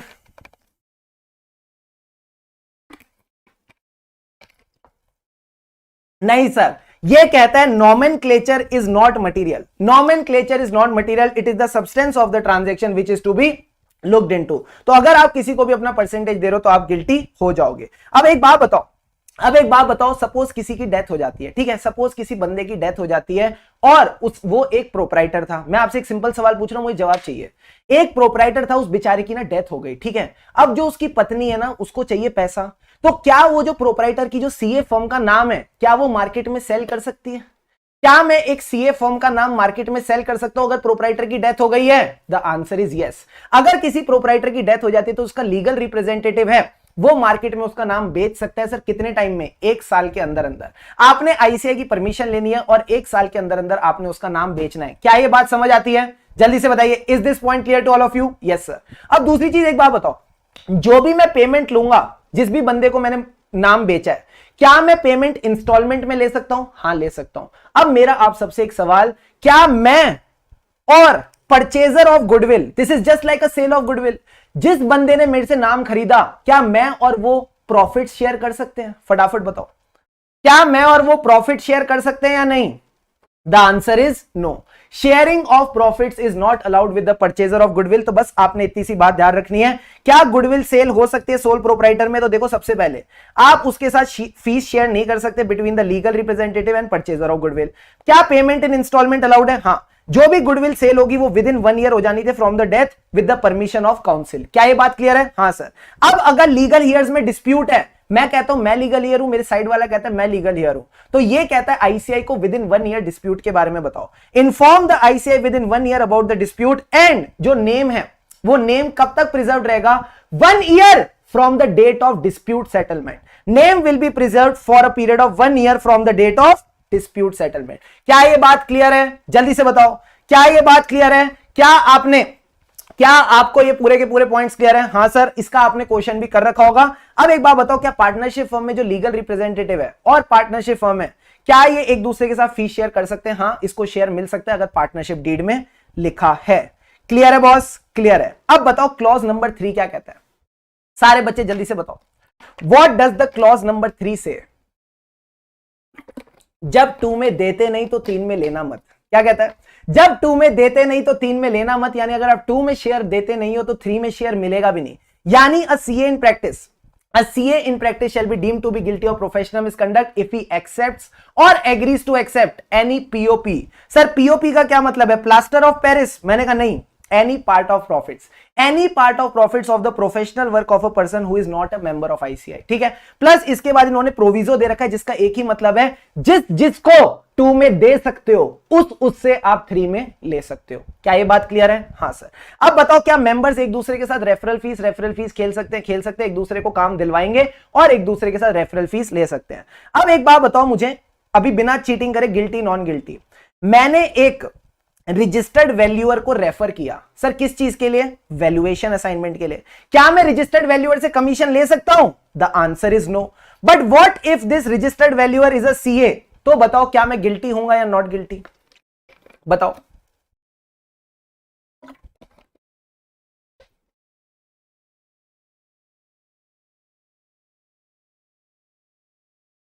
क्या ये सीए के केस में क्या होगा? Not guilty. Very very good. इस केस में सर हम गिल्टी नहीं रहेंगे। अब आता है sir clause number 4। Clause number 4 कहता है यार 2 और 3 में ना तुमने पार्टनरशिप बना के बहुत बेवकूफ बनाया। कि तुम पार्टनरशिप बना लेते थे और फीस शेयरिंग कर लेते। क्लॉज 4 ने कहा पार्टनरशिप ही बंद है, यानी a CA in practice shall be deemed to be guilty of professional misconduct if he enters into any partnership with in India और outside India with any person he will be guilty। पर sir किसी के साथ partnership कर सकते हैं, कौन? CA in practice. मैंने सीए नहीं कहा, सीए इन प्रैक्टिस के साथ आप पार्टनरशिप कर सकते हो, प्लस किसके साथ कर सकते हो? Persons having membership of professional body with prescribed qualification. उसके बाद रट्टे वाली लाइन, सर रट्टे वाली लाइन क्या कहती है? Including a resident who for his residence abroad would be considered to be a member under section 415। irrelevant line है but फिर भी अपन इसको ध्यान रखते हैं। और whose qualifications are recognized by C or C। C और C का क्या मतलब है? सेंट्रल गवर्नमेंट और the council for the purpose of permitting such partnerships. अब एक बात समझना, एक चार्टर्ड अकाउंटेंट है, वो पार्टनर था 2 बिजनेस फर्म्स में, मैनेजिंग डायरेक्टर था 2 कंपनी में, तो क्योंकि पार्टनर था क्लॉज 4 में गिल्टी, बिजनेस कर रहा था तो क्लॉज 11 में गिल्टी। तो सर क्लॉज 11 चलो ना। मैंने कहा आओ आओ आओ आओ आओ आओ, मैं तुमको क्लॉज 11 लेके चलता हूं। सारे के सारे बच्चे आ जाओ मेरे साथ क्लॉज 11 पे। हम आ गए सर क्लॉज 11 पे। सारे के सारे बच्चे क्लॉज 11 को देखो, नमस्ते बोलो। मैंने कहा नमस्ते नमस्ते 11 जी। अब सर क्लॉज 11 क्या कहता है? एक बार अगर आप चार्टर्ड अकाउंटेंट बन गए तो कोई एक और ऑक्यूपेशन और बिजनेस नहीं कर सकते। फिर से समझ लो, एक बार अगर आप सीए इन प्रैक्टिस हो तो कोई और ऑक्यूपेशन और बिजनेस नहीं कर सकते। यानी CA in practice shall be deemed to be guilty of professional misconduct कब? if he engages in any business or occupation other than the profession of chartered accountancy unless permitted by the council। permitted का क्या मतलब है? हमें यहां पे general permission लेनी पड़ेगी। तो सारे बच्चे जल्दी से बताओ जनरल परमिशन किस किस केस में मिलती है? सारे पॉइंट्स फटाफट रीड करते हैं। ठीक है, ये कहता है आप इंप्लॉयमेंट ले सकते हो under a CA in practice और अ फर्म ऑफ सीए। बाकी इंप्लॉयमेंट अलाउड नहीं है। प्राइवेट ट्यूटरशिप अलाउड है, हाँ, जैसे हम बीबी वर्चुअल्स में देते हैं, अलाउड है सर। ठीक है, authorship of books and article, जब मैं बोलता हूं ऑथरशिप मतलब ओरिजिनल राइटिंग है, तो क्या ये अलाउड होगा? हाँ सर। अच्छा एक बात बताओ, कौन सी बुक्स? क्या यहां पे सिर्फ प्रोफेशनल बुक्स हैं या फिर यहां पे एंटरटेनमेंट वाला माल भी चल जाएगा? जल्दी से बताओ, सिर्फ और सिर्फ प्रोफेशनल बुक्स या एंटरटेनमेंट? सर कोई भी बुक्स, कोई भी आर्टिकल्स, किसी को भी आप ऑथर कर सकते हो। बट जब बात आती है एडिटरशिप की, एडिटरशिप यानी ये धंधे वाला बंदा है, मार्केटिंग वाला बंदा है, यहां पे सिर्फ और सिर्फ प्रोफेशनल जर्नल चलेगी और कोई जर्नल नहीं चलेगी। Example company audit journal. इसका सवाल आपके क्वेश्चन बैंक में भी है। Got it sir. अब एक बात बताओ, क्या मैं एलआईसी का लाइसेंस होल्ड कर सकता हूं? हाँ, बट तभी जब आपका ये पुराना लाइसेंस है, यानी सीए इन प्रैक्टिस बनने से पहले का लाइसेंस है, only for getting renewal commission. कोई नई पॉलिसी आप मार्केट में नहीं बेच सकते। क्या मैं कोई क्लासेस अटेंड कर सकता हूं, नई एग्जाम दे सकता हूं? हाँ, जो देना है देते रहो। क्या मैं एमपी, एमएलए और एमएलसी बन सकता हूं? हाँ, बट मेरा आप सबसे सवाल, क्या मैं मेंबर ऑफ पार्लियामेंट की डेजिग्नेशन यूज कर सकता हूं? बताओ, क्या मैं मेंबर ऑफ पार्लियामेंट की डेजिग्नेशन यूज कर सकता हूं? नहीं सर, आप मेंबर ऑफ पार्लियामेंट की डेजिग्नेशन यूज नहीं कर सकते, एमएलए की डेजिग्नेशन यूज नहीं कर सकते, मेंबर ऑफ लेजिस्लेटिव काउंसिल की डेजिग्नेशन यूज नहीं कर सकते। अब एक बात बताओ, कोई मुझे सम्मान दे रहा है, सर सम्मान कैसे दे रहा है? वो आपको चैरिटेबल एजुकेशन का हेड बना रहा है, वो आपको एक बढ़िया पोजीशन दे रहा है, तो क्या मैं ले सकता हूं? ले सकता हूं। इसी तरह अगर कोई मुझे स्पेशल एग्जीक्यूटिव मजिस्ट्रेट, अच्छी अच्छी position, justice of the peace, notary public, क्या ले सकता हूं? ले सकते हो। Part time tutorship under ICAI दे सकता हूं। इसी तरह अगर आपको कोई पेपर सेट करना है, हेड एग्जामिनर बनना है, मॉडरेटर बनना है, तो आप बन सकते हो। क्या सिर्फ आईसीआई के एग्जाम का? मैंने कहा नहीं, एनी एग्जाम, किसी भी एग्जाम के आप मॉडरेटर, पेपर सेटर और एग्जामिनेशन वाला कोई भी काम कर सकते हो। यू गॉट द पॉइंट और नॉट? Yes sir. इसी तरह जो इंश्योरेंस एक्ट है, उसमें क्या मैं सर्वेयर और लॉस असेसर बन सकता हूं? बन सकता हूं। बैंकिंग सेक्टर में रिकवरी कंसल्टेंट बन सकता हूं। हां, यही पॉइंट हमने 2 to 4 में भी डिस्कस किया था सर। 2 to 4 यानी management, consultancy and other services. And last में सर मैं खेती वाले काम कर सकता हूं, agricultural land and agricultural activity. अब सर एक बात बताओ, क्या स्पेशल रेजोल्यूशन वाली चीज पढ़नी चाहिए? मैंने कहा नहीं सर। क्यों? क्योंकि बाकी सारी चीजें स्पेशल रेजोल्यूशन में जाएंगी, बाकी जितनी भी चीजें हैं वो स्पेशल रेजोल्यूशन में जाएगी, तो इसको आपको कुछ खास रीड करने की जरूरत नहीं है। बट याद रखना, क्योंकि लास्ट में इन्होंने लिख दिया एनी अदर बिजनेस और ऑक्यूपेशन, जिसको भी बिजनेस ग्रांट हो रहा है। अब एक बात बताओ, जो भी टीचिंग एक्टिविटीज है वो कितने घंटे कर सकते हैं एक हफ्ते में? Sir teaching activity should not exceed 25 hours a week in order to provide the attest function. ठीक है। अब अगर मैं कॉमोडिटी डेरिवेटिव्स में ट्रेडिंग करता हूं तो क्या ट्रीट किया जाएगा? सर इसको धंधा ट्रीट किया जाएगा। बट यही अगर इक्विटी डेरिवेटिव्स हैं तो वो अलाउड हो जाएगा। ठीक है सर। अब एक बात बताओ, क्या मैं प्रोमोटर और signatory to the MOA AOA बन सकता हूं? हां, बन सकता हूं। एज अ प्रोमोटर सिग्नेटरी क्या मैं डायरेक्टर बन सकता हूं उस कंपनी का? हां। बट एक बात बताओ, क्या मैं कंपनी का एमडी और डब्ल्यूटीडी बन सकता हूं? फटाफट बताइए। Can I become a MD और WTD of a company? The answer is no, but there is one exception to it, जिसका नाम है चैप्टर 17। जो चैप्टर 17 है वो कहता है आप ये एमडी और डब्ल्यूटीडी बन सकते हो। किसके? Management consulting company. जो मैनेजमेंट कंसल्टिंग कंपनी है उसके मैं बन सकता हूं। अब एक बात बताओ, जो ऑडिटर है सब्सिडरी कंपनी का, क्या वो होल्डिंग कंपनी का डायरेक्टर बन सकता है? हां, कंपनीज एक्ट के हिसाब से बन सकता है। बट एथिकल स्टैंडर्ड बोर्ड कहता है बेवकूफ हो गया। वो कहता है बेवकूफ हो गया कि तुम ऐसे as a auditor of subsidiary तुम होल्डिंग कंपनी के डायरेक्टर कैसे बन जाओगे? तुम्हारी इंडिपेंडेंस नहीं खराब हो जाएगी? तो एथिकल्स, ये क्वेश्चन आपके क्वेश्चन बैंक में है। एथिकल स्टैंडर्ड बोर्ड ने कहा कि auditor of a subsidiary can't become the holding because it will affect the independence, and जो पब्लिक इंटरेस्ट है उसको लॉ के आगे रखो। Public conscience should be kept ahead of the law. Is this point clear to all of you? Yes sir, yes sir, yes sir. अब इसके बाद आपको कुछ खास करने की जरूरत नहीं है। अब आ जाओ सारे के सारे बच्चे क्लॉज नंबर 6 पे।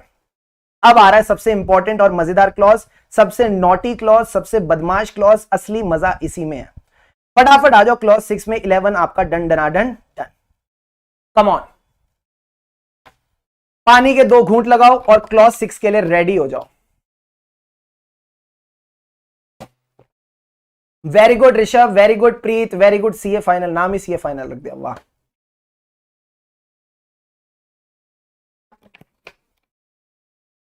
आहा, गौचा सर, गौचा। जल्दी से सारे बच्चे आएंगे।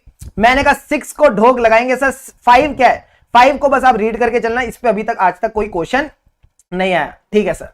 स से 6, स से सॉलिसिट। जल्दी से बताइए। स से 6, स से सॉलिसिट। सर स से 6, स से सॉलिसिट यानी आप भाई साहब काम नहीं मांग सकते, काम आपके पास खुद चल के आना चाहिए। ऐसा मैं नहीं कह रहा, आईसीआई कहती है। आईसीआई कहती है CA in practice shall be deemed to be guilty of professional misconduct if he solicit. Sir solicit क्या? या तो क्लाइंट मांग रहे हो या काम मांग रहे हो, या तो क्लाइंट मांग रहे हो या काम मांग रहे हो। सॉलिसिटिंग द क्लाइंट और प्रोफेशनल वर्क कैसे? डायरेक्टली और indirectly by CAPI. Very good, by CAPI. Sir CAPI का क्या मतलब था? Circular advertisement personal communication interview. वापस बोलो मेरे साथ, circular advertisement personal communication interview और by any other means. Sir अब इसके 2 प्रोविजो बताओ। मैंने कहा 2 प्रोविजो बड़े सिंपल से हैं। एक दूसरे सीए इन प्रैक्टिस से आप अरे सर आप कहां चले गए, आप इधर आओ। मैंने कहा आप एक दूसरे सीए इन प्रैक्टिस से साड़ी कर सकते हो। साड़ी का क्या मतलब था? You can secure the work, you can accept the work, you can request the work, you can invite the work. आप सिक्योर, एक्सेप्ट, रिक्वेस्ट और इनवाइट कर सकते हो work from another CA in practice. Plus क्या मैं tenders को respond कर सकता हूं? सर डिपेंड करता है टेंडर कौन सा है। मैंने कहा क्या मतलब है? ये कहता है अगर आपका टेंडर जो है वो एक्सक्लूसिवली सीए वाला है, तो कब एक्सेप्ट करेंगे? जब मिनिमम फीस प्रिस्क्राइब्ड है। क्या ये पॉइंट सबको क्लियर है? हां सर। अगर ये कोई और एरिया है विच इज नॉट एक्सक्लूसिव, तो फिर आप एक्सेप्ट कर सकते हो। अब सारे जल्दी से बच्चे मुझे बताओ, क्या मैं इसमें कोई अर्नेस्ट डिपॉजिट दे सकता हूं? ओ माय गॉड सर, ये क्या नया पॉइंट ले आए?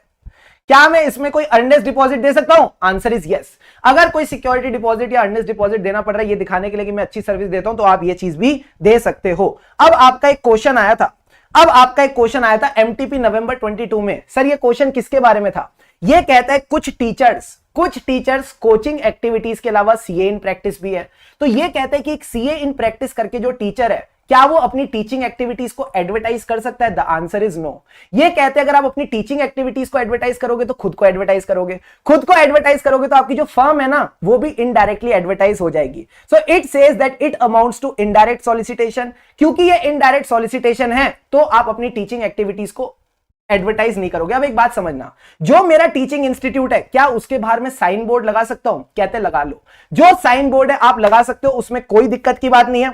आप अपना साइन बोर्ड लगा सकते हो। ये आपके क्वेश्चन बैंक से मैंने सवाल उठाया है तो बता देना, साइन बोर्ड लगा सकते हो। बट जो साइन बोर्ड है ना उसमें आप सिर्फ अपना नाम लिखोगे, अपनी कॉन्टैक्ट डिटेल लिखोगे और ये बताओगे आप क्या क्या सब्जेक्ट पढ़ाते हो। और ये जो साइन बोर्ड है ये भी आपके काउंसिल गाइडलाइंस के हिसाब से होना चाहिए। अब सर एक बात बताओ, क्या मैं एडवर्टीजमेंट कर सकता हूं? जनरली तो नहीं कर सकते, बट अगर कोई बेसिक एडवर्टीजमेंट है, जैसे कि ध्यान से समझना, अगर आपका कम्युनिकेशन चीजें चेंज हो गई, आपका एड्रेस चेंज हो गया, आपका फोन नंबर चेंज हो गया, ठीक है, या आप किसी को इनवाइट करना चाहते हो पार्टनरशिप के लिए, या आपको कोई आर्टिकल असिस्टेंट चाहिए, ऑडिट असिस्टेंट चाहिए, कोई इंप्लॉय चाहिए, तो आप बेसिक एडवर्टीजमेंट कर सकते हो। सर कहां पे? जिस एरिया में आप रहते हो ना उस एरिया के न्यूज़पेपर में करोगे, एक बार करोगे। ऐसा नहीं होना चाहिए हर पेज पे आपकी एडवर्टीजमेंट चल रही है, नहीं। Number of insertion should be proper. कहां लिखा है सर? मैंने कहा कहां लिखा है? ये कहता है नंबर ऑफ इंसर्शन देखने हैं, एरिया ऑफ डिस्ट्रीब्यूशन देख के चलना है। क्या ये बात क्लियर है? हाँ सर। इसी तरह जो आईसीआई है ये कहते हैं हमें भी पैसा चाहिए। आप हमारे जो न्यूज लेटर होते हैं, जर्नल होते हैं, उसमें भी एडवर्टीजमेंट कर सकते हो। अपनी फर्म का नाम बताओ, आपको क्या चाहिए वो सब बातें बताओ। आप अपनी सोशल नेटवर्किंग साइट्स के बारे में भी बता सकते हो। तो ये बेसिक बातें बस आप ध्यान रखना। अब सर एक बात बताओ, आईसीआई ना पैनल मेंटेन करता है। उस पैनल में क्या होता है ना, आपको पता है बैंक ऑडिट्स अलॉट होते हैं। ये बैंक ऑडिट्स कैसे अलॉट होते हैं? इसके लिए पैनल क्रिएट किया जाता है, एक डेटाबेस क्रिएट किया जाता है। तो क्या मैं अपना नाम उस डेटाबेस में लिखवाने के लिए कॉल कर सकता हूं? कहते हैं हाँ। अगर आपको डेटाबेस का पता है तो बेटा आप उसको कॉल करके बोल सकते हो मेरा नाम इंक्लूड कर दो। क्या मैं बार बार कॉल करूंगा? कहता है ना रे बाबा ना, बार बार कॉल नहीं करना, रोविंग इंक्वायरीज नहीं करनी। मैंने कहा ठीक है। अब सर एक बात बताओ, सपोज मैंने बुक्स पब्लिश करी है, आर्टिकल्स पब्लिश करे, पब्लिकेशन जिसको मैं प्यार से बोलता हूं बाप। तो ये जो बाप चीज है इसमें क्या मैं अपनी फर्म का नाम लिख सकता हूं? कहते लिख सकते हो। ये याद रखना, आप इसमें अपनी फर्म का नाम और डेजिग्नेशन एज ए सीए लिख सकते हो, बट आप अपनी प्रोफेशनल अटेनमेंट्स को नहीं लिखोगे। अब सर एक बात बताओ, ग्रीटिंग कार्ड्स और इन्विटेशन, सपोज क्या हुआ, निशी, जो हमारी निशी है, कोई और बच्चा हो, कौन है? अनुभव। चलो अनुभव जो है, अनुभव के घर में ना एक छोटा बच्चा हुआ, ठीक है, उस छोटे बच्चों का मुंडन है। अब जैसे ये बच्चा हुआ, अनुभव क्या है ना, ये सीए इन प्रैक्टिस है, ठीक है, अनुभव एक सीए इन प्रैक्टिस है, इसके घर में एक छोटा बच्चा हुआ, घर में किलकिलारी आई। तो एक बात बताओ, अनुभव ने क्या किया ना, उस छोटे बच्चे के होने पे उसके मुंडन की जो सेरेमनी थी उसका ग्रीटिंग कार्ड दिल्ली के सभी बिजनेसमैन को दे दिया और उसमें अपनी फर्म का नाम लिखता है, अपना नाम लिखता है। सर ये क्या है? ये तो नालायक है। मैंने कहा ये काम नहीं कर सकते, ये काम नहीं कर सकते। आप अपने ग्रीटिंग कार्ड पे को ना सबको नहीं दे सकते। किस किस को दे सकते हैं? जिनको नॉर्मली दिया जाता है। आप अपने फ्रेंड्स को दो, आप अपने रिलेटिव्स को दो, आप अपने क्लाइंट्स को दो। So you can give the greeting card only to your clients, relatives and friends. Plus आप इस पे अपना क्या लिख सकते हो? नाम of CA and name of the firm लिख सकते हो। क्या ये बात क्लियर है? क्या ये बात क्लियर है? हाँ सर, हाँ सर, हाँ सर, हाँ सर, ये बात क्लियर है। अब जल्दी से बताओ, क्या मैं सिल्वर जुबली के एडवर्टीजमेंट कर सकता हूं? हाँ। तो अगर आपकी फर्म को 25 ईयर्स, 50 ईयर्स, 75 ईयर्स, 100 ईयर्स, इस तरह से सिल्वर, गोल्डन, प्लेटिनम और सेटेनरी सेलिब्रेशन है, आप इनको एडवर्टाइज कर सकते हो। सर अब एक बात बताओ, ओपनिंग सेरेमनी को कर सकते हैं क्या? जल्दी से बताइए, जल्दी से सारे बच्चे चैट बॉक्स में फटाफट बताओ, इज ओपनिंग सेरेमनी अलाउड और नॉट?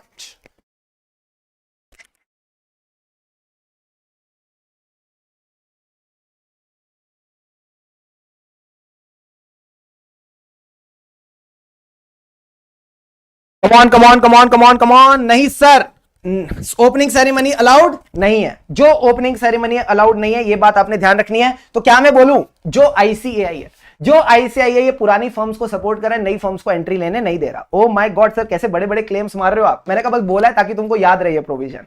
अब अगली बात बताओ, क्या मैं आईपीएल में, जल्दी से सारे बच्चे जल्दी से बताएं, कितने बच्चों ने आईपीएल देखा था इस बार?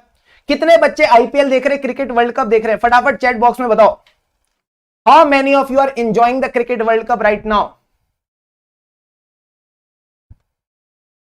कितने बच्चे? ओ माय गॉड सर, ये कितनी बड़ी आवाज आ गई। कितने बच्चों ने आईपीएल देखा? सर हम सब ने क्रिकेट वर्ल्ड कप देखा, हम सब ने क्रिकेट वर्ल्ड कप देखा। बच्चे कह रहे हैं हम आईसीआई का वर्ल्ड कप खेल रहे हैं। Oh my God. तो सारे बच्चे एक बात बताओ, क्या हम स्पॉन्सरशिप कर सकते हैं क्या as a CA firm? The answer is no. As a CA firm हम स्पॉन्सरशिप नहीं कर सकते, बट आईसीआई कहते हैं हमको दो ना, हमको थोड़े पैसे दो ना, हमारा इवेंट स्पॉन्सर करो ना। तो ये कहते हैं बाकी इवेंट्स तो आप स्पॉन्सर नहीं कर सकते, बट आप जो आईसीआई का इवेंट है, जो आईसीआई का इवेंट है वो स्पॉन्सर कर सकते हो, जो प्रोग्राम ऑर्गेनाइजिंग यूनिट करते हैं। प्लस आपको प्रायर अप्रूवल लेना है सीपी डायरेक्टरेट ऑफ आईसीएआई। क्या ये बात क्लियर है? हाँ सर, हाँ सर, हाँ। क्या मैं सीएसआर एक्टिविटी कर सकता हूं, उसके नाम अपना सीए लगा सकता हूं? हाँ, बट आप कोई सीए लोगो नहीं लगाएंगे, फर्म का नाम नहीं लिखाएंगे। प्लस सपोज मेरे से कोई बोल रहा है कि मुझे ऑडिट करवाना है, मुझे आपसे ऑडिट कराना है, आप मुझे बताओ आपने पहले किन किन क्लाइंट्स को सर्व कर रखा है, ठीक है, मुझे अपनी पास्ट हिस्ट्री बताओ। तो क्या मैं अपनी फर्म का प्रोफाइल शेयर कर सकता हूं? Yes, you can share it in response to a proposed client specific inquiry. अब सर एक बात बताओ, मैंने वो मूवी देखी, कौन सी सर? अभी वो मूवी आई थी ना जवान वाली, जय जवान जय किसान। किसकी पिक्चर आई थी सर? शाहरुख खान की। तो शाहरुख खान की जो आखिरी पिक्चर आती है सर, उसमें एक लास्ट में गाना आता है ना, रमैया वस्ता वैया। हाँ सर, तो ये रमैया वस्ता वैया वाले टाइम पे मैंने देखा सबका नाम आ रहा था, डायरेक्टर का नाम आ रहा था। कौन है डायरेक्टर? अटली करके। उसका जो म्यूजिक डायरेक्टर है उसका नाम है अनिरुद्ध करके, उसका नाम भी आ रहा था। क्या सीए फर्म का नाम आ सकता है? मैंने कहा हाँ, सीए फर्म का नाम भी आखिरी में आ सकता है, बट वैसी है जैसे सबका नाम आ रहा है, ठीक है। तो रमैया वस्ता वैया में भी उसका नाम आ सकता है। अब एक बात बताओ, क्या मैं रोमिंग इंक्वायरी कर सकता हूं? The answer is no. क्या मैं बाकी सीए इन प्रैक्टिस से काम मांग सकता हूं? Answer is yes. अब जल्दी से सारे बच्चे बताओ, सेक्शन 140 सब सेक्शन 4 किसका होता है? सेक्शन 140 सब सेक्शन 4 जो है ये किसका रहता है? सर ये रहता है कि सपोज आप किसी सीए को रीअपॉइंट नहीं कर रहे, उसके बेचारे के 5 साल पूरे हो गए, अब वो अगले 5 साल की तैयारी कर रहा है, बट आपने उसको यहां पे रीअपॉइंट नहीं किया। ओ माय गॉड, जब आप उसको रीअपॉइंट नहीं करते ना तो वो बड़ा रोता है, वो बड़ा रोता है, वो बड़ा दुखी होता है, तो वो ना रिप्रेजेंट करना चाहता है। तो जल्दी से बताओ, क्या वो रिप्रेजेंटेशन ऐसी कर सकता है कि उसकी पब्लिसिटी हो? मैंने कहा नहीं। जो भी वो रिप्रेजेंटेशन करेगा वो एक डिग्निफाइड मैनर में करेगा। वो बोलेगा how he acted independently, how he acted conscientiously. ये दो बड़े कीवर्ड्स हैं, इनको याद रखना। How he acted independently, how he acted conscientiously throughout the term, ठीक है। And if given a chance, he can indicate his willingness to continue as a auditor. क्या ये बात सही है? हाँ। अच्छा, क्या ये सीए बोल सकते हैं मैंने इंटरनल कंट्रोल्स को इंप्रूव कराया? The answer is no. ये सीए ये नहीं बोल सकता कि इसने इंटरनल कंट्रोल्स को इंप्रूव कराया। अब एक बात समझना, अब सारे बच्चे एक बात समझना, मैं और रोहित क्या गए ना, हम एक शादी में गए, ठीक है। मेरी प्रैक्टिस चल रही है, रोहित की भी प्रैक्टिस चल रही है। अब क्या है, रोहित ने ना मुझे क्लाइंट से मिलवाया, ठीक है। ये क्लाइंट मेरा नहीं था, रोहित का था। अब जब वो क्लाइंट मेरे से मिला तो वो मेरे से इंप्रेस हो गया। उसने कहा कि भाई तुम मेरे लिए काम करोगे क्या? तो मैंने कहा ये तो काम रोहित करता है, तो आप मेरे से क्यों करवा रहे हो? वो कहते मुझे रोहित पसंद नहीं है, तुम करो। तो जल्दी से बताओ, क्या मैं काम एक्सेप्ट कर लूं? The answer is no. जिस क्लाइंट से किसी और ने मिलवाया, ध्यान से समझना, जिस क्लाइंट से किसी और ने मिलवाया तुम उससे काम एक्सेप्ट नहीं कर सकते डायरेक्टली। उसको बोलो रोहित के वाया आए, वो तुम्हें रोहित के वाया अप्रोच करे, तुम डायरेक्टली उससे काम एक्सेप्ट नहीं कर सकते। बस इतनी सी बात तुमको ध्यान में रख के चलनी है। क्या ये बात क्लियर है? हाँ सर। अब अगली बात, क्या मैं पब्लिक इंटरव्यूज वगैरह दे सकता हूं? The answer is no. जब मैंने बोला कैपी तो सर क्या मतलब था? इंटरव्यू। मैं किसी भी इंटरव्यू में तो देखो जा तो सकता हूं, ऐसा नहीं जा सकता, बट इसमें पब्लिसिटी नहीं होनी चाहिए, इसमें कहीं ना कहीं पब्लिसिटी नहीं होनी चाहिए, फर्म वगैरह के नाम अवॉइड करने चाहिए, ठीक है सर। क्या मैं बॉक्स नंबर में एडवर्टीजमेंट दे सकता हूं? कहते नहीं, ये भी नहीं दे सकते। तो जैसे एचटी सिटी में वो बॉक्स नंबर्स में आती है ना एडवर्टीजमेंट, वो सब अलाउड नहीं है। क्या मैं एजुकेशनल वीडियोस कर सकता हूं? हाँ, यूट्यूब पे एजुकेशनल वीडियोस बनाओ, सीए फर्म का नाम मत देना। अब सर अगली बात क्या आती है, एक सीए ने ना ज्यादा समझदारी करी। ये क्या कहता है? ये कहता है बाकी सीएस को लेटर लिख के कि मैं ना पायनीर हूं, मतलब मैं बड़ा समझदार हूं। किसमें? गवर्नमेंट डिपार्टमेंट से जान पहचान बनाने में। मेरी गवर्नमेंट डिपार्टमेंट से काफी जान पहचान है और ये मेरी एक्सपर्टीज है। तुम मुझे काम दिलवाओ तो मैं तुम्हें लाइसेंसिंग दिलवाऊंगा, मैं तुम्हें गवर्नमेंट डिपार्टमेंट से जान पहचान है तो तुमको मजे करवा दूंगा, जल्दी से बताओ क्या ये सीए अच्छा आदमी है? नहीं सर। ये कहता है ये सीए गिल्टी है, बच्चे कह रहे चाचा विधायक है, तो मैंने कहा हाँ, अगर तुम कहोगे ना चाचा विधायक है तो आईसीआई कहेगा तुम गिल्टी हो, ठीक है। बस इतनी बात ध्यान रखनी है, क्लॉज 6 खत्म होने वाला है, बस क्लॉज 6 आखिरी सांसें ले रहा है। अब आ जाओ वेबसाइट पे, वेबसाइट की बातें भी बड़ी इंपॉर्टेंट होती है। एक बात बताओ, वेबसाइट कौन से कलर की होनी चाहिए? कहते कोई भी। तुम्हें नियॉन ग्रीन रखनी है, नियॉन पिंक रखनी है, नियॉन ब्लू रखनी है, जो रखनी रखो, free to add any colour. अब सर ये कौन से मॉडल पे होगी? वेबसाइट से इंफॉर्मेशन फुदक फुदक के आनी चाहिए या मैं इंफॉर्मेशन एक्सट्रैक्ट करूंगा? सर आप इंफॉर्मेशन पुल करोगे, फुदक फुदक के नहीं आनी चाहिए। ये कह रहा है पुल मॉडल पे होनी चाहिए। ओहो, अगला पॉइंट भी वही है, अपने आप इंफॉर्मेशन फैलनी नहीं चाहिए। प्लस आप ईमेल नहीं भेजोगे लोगों को कि मेरी वेबसाइट पे विजिट करो, नारे बाबा ना, ये अलाउड नहीं है। अगली चीज भी वही है। अब सर क्या क्या इंफॉर्मेशन आ सकती है? बेसिक इंफॉर्मेशन, आपकी फर्म का नाम क्या है, आपके मेंबर का नाम क्या है, आपका ईयर ऑफ एस्टेब्लिशमेंट क्या था, आप बताओ, एस्टेब्लिश्ड इन 1990s, ठीक है, इस तरह से आप बताओ। एड्रेस क्या है फर्म का, जो भी कम्युनिकेशन डिटेल्स है, टेलीफोन नंबर, ईमेल एड्रेस, ये सब आप दे सकते हो।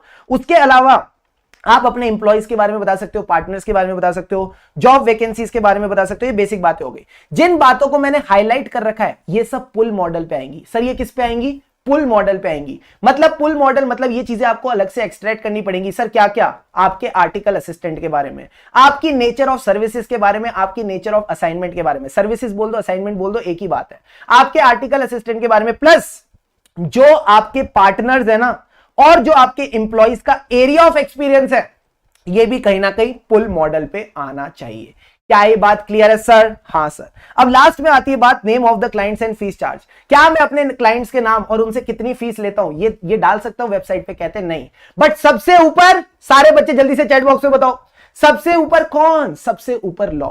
सबसे ऊपर लॉ, यानी अगर लॉ कहेगा, रेगुलेटर कहेगा, तो आपको ये इंफॉर्मेशन भी देनी पड़ेगी। तो अब जब आप ये इंफॉर्मेशन दोगे तो सबसे पहले तो सर ये टेढ़ी इंफॉर्मेशन है। टेढ़ी का क्या मतलब है? आप इसको दोगे इटैलिक्स में, आप सिर्फ और सिर्फ इसको इटैलिक्स में दोगे और इटैलिक्स में क्या बताओगे? Name of the regulator. ये कहां का रेगुलेटर है, यानी आपने इसकी कंट्री और एरिया ऑफ जुरिस्डिक्शन बताना है, प्लस कौन सा रूल और डायरेक्टिव है, कौन सा रूल और डायरेक्टिव है जिसकी वजह से आपको ये इंफॉर्मेशन देनी पड़ रही है। क्या ये तीनों के तीनों पॉइंट क्लियर है? हाँ, नेम ऑफ द रेगुलेटर, उसका जुरिस्डिक्शन प्लस उसका रेगुलेशन आप बता के चलोगे। क्या मैं इस पे फोटो लगा सकता हूं? कहते हैं हाँ, चिपका दे सही या फेविकॉल से। ये कहता है आप अपनी पासपोर्ट साइज लगा दो फोटो, क्या वो परमिटेड है? अच्छा एक बात बताओ, क्या फ्रेम्ड फोटो परमिटेड है? क्या कोई फ्रेम्ड फोटो परमिटेड है? बड़ी बड़ी फोटो? कहते नहीं।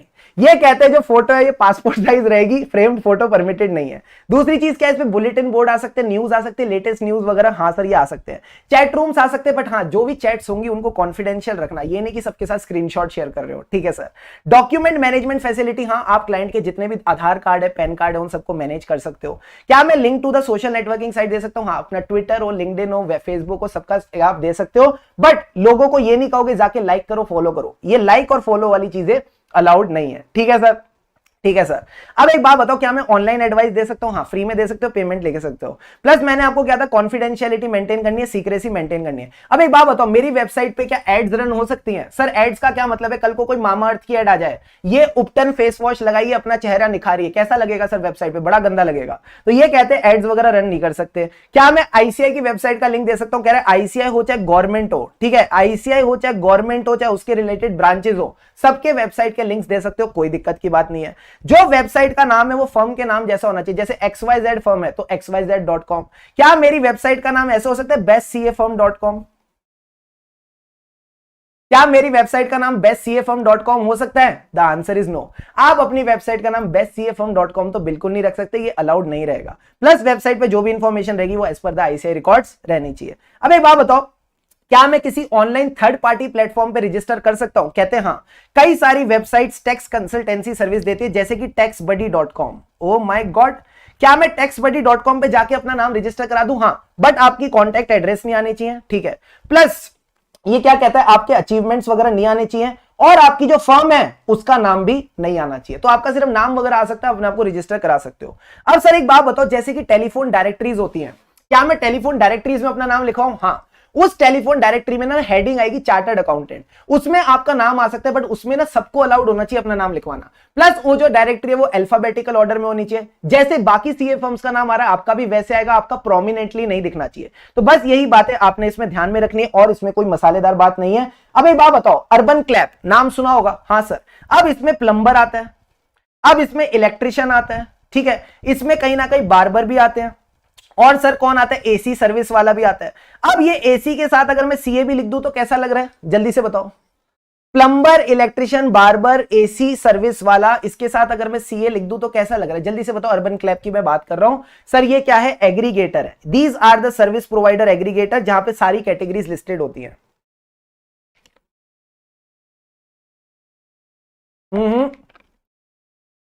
नहीं चलेगा सर, नहीं चलेगा, नहीं चलेगा, नहीं चलेगा, जो भी सर्विस प्रोवाइडर एग्रीगेटर है यहां नहीं चलेगा, ठीक है, ठीक है सर। स्पेशलाइज्ड डायरेक्टरी वाला point is like your phone directory also, वो चल जाएगा। अब सर एक बात बताओ, मुझे अपने लिए स्टाफ चाहिए, चलेगा, क्लाइंट के लिए स्टाफ चाहिए, चलेगा, मुझे अपना कोई धंधा बेचना है, प्रॉपर्टी बेचना है, ये सब काम चल जाएंगे। अगर किसी के बिहाफ पे बेचना है सर, किसी के बिहाफ पे मतलब in the capacity of a litre, sir ये लीटर क्या है, ये लीटर क्या है, मैंने कहा लीटर का मतलब है लिक्विडेटर, ट्रस्टी और रिसीवर। अगर आप लीटर की कैपेसिटी में काम कर रहे हो तो ये चल जाएगा। क्लियर है बॉस, क्लियर है सर। मैं क्या एडवर्टाइज करते वक्त ये लिख सकता हूं, I am a well known firm, I am a well known CA firm, नहीं सर ये नहीं लिख सकते। अब फटाफट तीनों एग्जांपल्स को, मेरे को लगता है आपकी बुक में भी रहेंगे, फटाफट एक बार इनको रीड करो और मुझे एक एक करके बताओ गिल्टी और नॉन गिल्टी। सारे बच्चे जल्दी से बताओ guilty and non guilty. Messrs XYZ a firm of CA, इसने क्रिएट करी वेबसाइट xyzindia.com, क्या ये नाम के जैसी है, हाँ। इसमें डिटेल था firm, biodata of partners plus passport size photograph. Guilty और not guilty,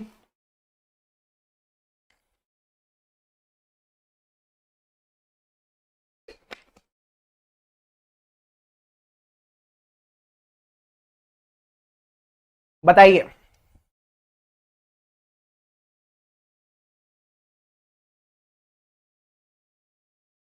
allowed sir, allowed sir, allowed, not guilty. अगले में आ जाओ, अगले में आ जाओ।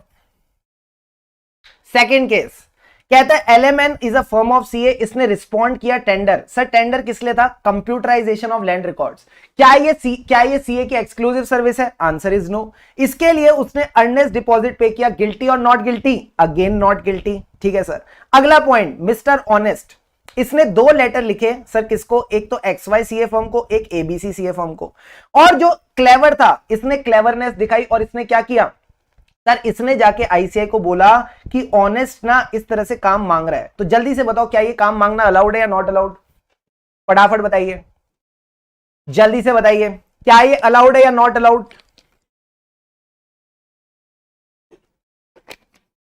अलाउड है सर। यहां पे कौन सा पॉइंट लिखेंगे, साड़ी वाला। साड़ी वाला का क्या मतलब है सर, सिक्योरिंग, अप्लाइंग, रिक्वेस्टिंग और inviting the work from another CA in practice. अब जल्दी से सारे के सारे बच्चे आ जाओ, पार्ट 1 कंप्लीट होने वाला है हमारा। अब आते हैं सर क्लॉज 7। क्लॉज 7 क्या कहता है, फटाफट करेंगे क्लॉज 7, ठीक है, एकदम फुर्ती से। एवरीवन जल्दी से टाइप करो चैट बॉक्स में ready, ready ready ready ready for clause 7। फिर मैं 7 स्टार्ट करता हूं आपके साथ। कमॉन कमॉन कमॉन, बहुत टाइम है अपने पास, जल्दी से बताओ 7 के लिए रेडी और not ready. Ready sir, ready sir, ready sir, ready sir, ready ready ready ready ready ready for clause number 7। अब आ जाओ सर, क्लॉज 7 किसकी बात करता है, ये कहता है C practice shall be deemed to be guilty of professional misconduct दो केसेस में। कब, अगर ये क्या कर रहा है सर, ये एडवर्टीजमेंट कर रहा है, ये एडवर्टीजमेंट कर रहा है अपनी या अपने काम की, ठीक है, he is advertising his professional attainment या इसकी सर्विसेज। दूसरी चीज, ये यूज कर रहा है designation other than chartered accountant. जैसे ही क्लॉज 7 बात कर रहे हैं, यही बात हमने सेक्शन 7 में भी की थी, हाँ। तो यही पॉइंट बस आपने ध्यान रखना है कि अगर आप एडवर्टाइज करो तो आप गिल्टी, या फिर आपने कोई डेजिग्नेशन यूज करी अदर देन चार्टर्ड अकाउंटेंट, कहां पे, अपने प्रोफेशनल डॉक्यूमेंट्स। सब प्रोफेशनल डॉक्यूमेंट मतलब सबसे पहले आप क्या देते हो, विजिटिंग कार्ड, फिर जब क्लाइंट आता है तो वो क्या देखता है, साइन बोर्ड, फिर आप अपनी रिपोर्ट किस पे देते हो, लेटर हेड। तो यही आपके विजिटिंग कार्ड, लेटर हेड और साइन बोर्ड पे आपने यूज नहीं करनी कोई भी डेजिग्नेशन। बट क्या मैं डिग्री यूज कर सकता हूं, हाँ सर, आपने बोला था डिग्री यूज कर सकते हो, unless it is a degree of a university established by law in India, आप इसको यूज कर सकते हो। और it has been recognised by central government और काउंसिल, तो भी आप इसको यूज कर सकते हो। क्या मैं एडवर्टाइज कर सकता हूं through a write up? Yes sir, it is a proviso, आप एडवर्टाइज कर सकते हो थ्रू अ राइटअप। जल्दी से बताओ राइटअप की गाइडलाइन में काम की चीज क्या थी? सर राइटअप में आप जो भी बोलेंगे सच के सिवा कुछ नहीं बोलेंगे, ठीक है। कोई एग्जैजरेटेड क्लेम नहीं करने की कि आप कितने अच्छे हो, प्लस आपने डिस्पैरेजिंग रेफरेंसेस नहीं करनी। डिस्पैरेजिंग मतलब अपमानजनक कि दूसरी फर्म बेकार है मेरी फर्म अच्छी है, नहीं, इस तरह के काम नहीं कर सकते। कोई टेस्टिमोनियल नहीं डाल सकते कि आपका क्लाइंट बोल रहा है इसने मेरा बड़ा टैक्स बचाया, ये सीए नहीं भगवान है, नहीं, इस तरह के टेस्टिमोनियल्स नहीं आ सकते। दूसरी चीज, आपके अचीवमेंट्स और अवार्ड्स नहीं आ सकते। जो भी सपोज आपको आपके ना आरडब्ल्यूए वालों ने, आरडब्ल्यूए पता है रेजिडेंट वेलफेयर एसोसिएशन, हाँ, उन्होंने कहा ये सीए बेस्ट है, मैंने कहा नहीं ये सारे अवार्ड नहीं आएंगे। पर अगर कोई अवार्ड सेंट्रल गवर्नमेंट ने दिया है या स्टेट गवर्नमेंट ने दिया, रेगुलेटरी बॉडी ने दिया है, तो ये सब आ सकता है, ठीक है। सपोज आपको पद्मश्री मिला है, वेरी गुड, दिखाओ। उसके बाद मोनोग्राम और वो सब चीजें नहीं आएंगी, सीए का लोगो आप यूज कर सकते हो। मेंबरशिप नंबर और फर्म रजिस्ट्रेशन नंबर आ सकता है, font size up to 14। Clear है सारी बातें? हाँ सर, हाँ सर, हाँ सर, हाँ सर, ये सारी बातें क्लियर है। अब जल्दी से सारे बच्चे आ जाओ मेरे साथ, मैंने आपको ऑलरेडी ये पॉइंट्स बता रखे, फटाफट फटाफट करेंगे। डेजिग्नेशन यूज नहीं हो सकती, बट दो डेजिग्नेशन है जो यूज हो सकती हैं। कौन सी? इंसॉल्वेंसी प्रोफेशनल, इंसॉल्वेंसी प्रोफेशनल और रजिस्टर्ड वैल्यूअर, ये दोनों अलाउड है। क्लियर है? लैग हो रहा है, लैग हो रहा है, लैग हो रहा है, अभी अभी भी लैग हो रहा है? Is it fine now? जल्दी से बताओ, is there a lag in the video? Audio okay but video is lagging, अभी अभी लैग है क्या?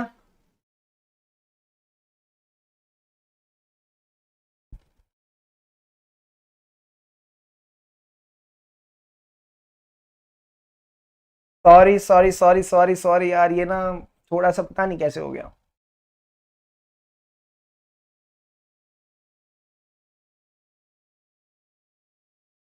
हम्म, अभी ठीक है? अभी मेरे को लगता है एकदम परफेक्टली चल रहा है, कोई दिक्कत की बात आनी नहीं चाहिए। मैं एक बार स्ट्रीम सेटिंग्स देख लेता हूँ। नॉर्मल लेटेंसी चलेगा, चलेगा सर चलेगा। अब मुझे लगता है इट इज ऑल ओके, अब एकदम सब सही है, मक्खन दही है, कम ऑन। ठीक है सर, तो मैंने कहा date of setting of the practice. अच्छा एक बात बताओ, क्या date of setting of the practice और स्टेब्लिशमेंट ऑफ सीए फर्म आ सकती है? मैंने कहा नहीं, date of setting of the practice और स्टेब्लिशमेंट ऑफ सीए फर्म नहीं आ सकती। अब जल्दी से बताओ वेबसाइट आएगा क्या? वेबसाइट आएगा क्या? Website website website, it's fine now, अब आ गया यार फाइन।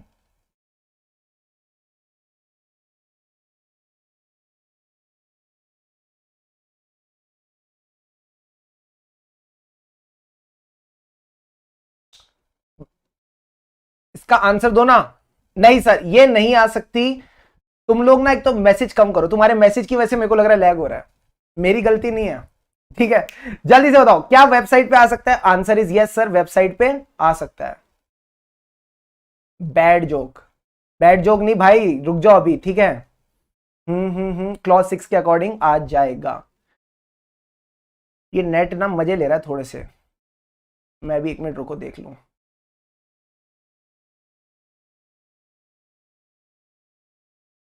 वीडियो में लैग आ रहा है ना, वेट।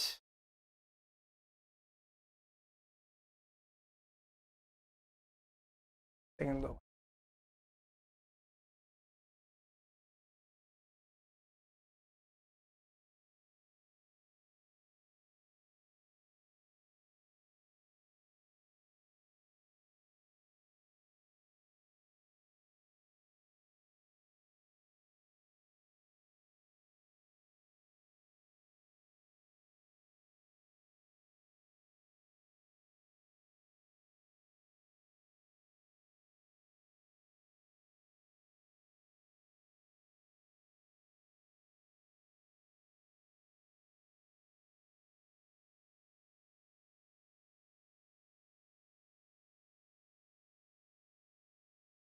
वाईफाई की दिक्कत तो नहीं है।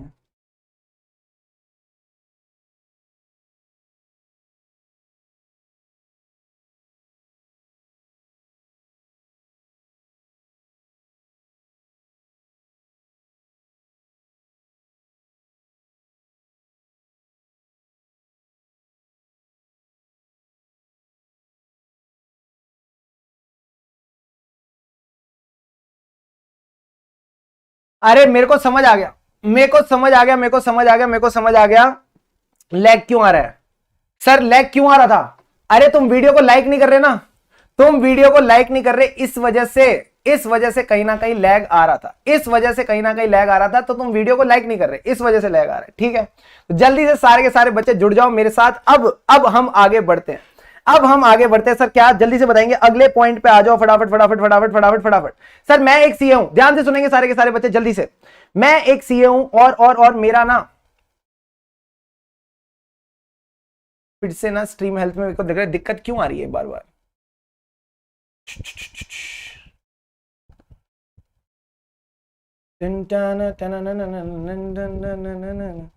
हद हो गई है, हद हो गई भाई साहब, हद हो गई। रुक जाओ रुक जाओ रुक जाओ, मैं यही देख रहा हूं कि लैग क्यों आ रहा है यार, बार बार ना ये नेट रेट गिर रहा है,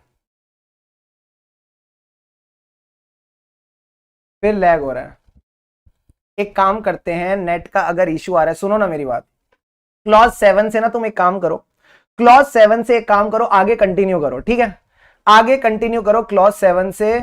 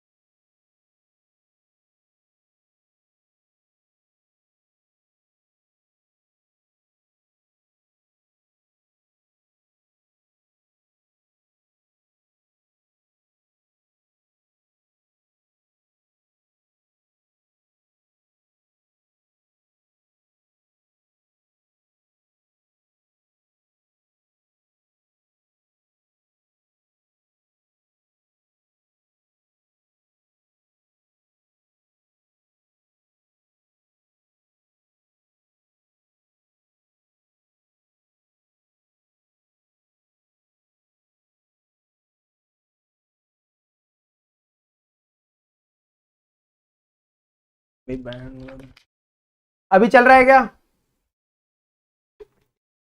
यार? दिक्कत आ रही है पता है,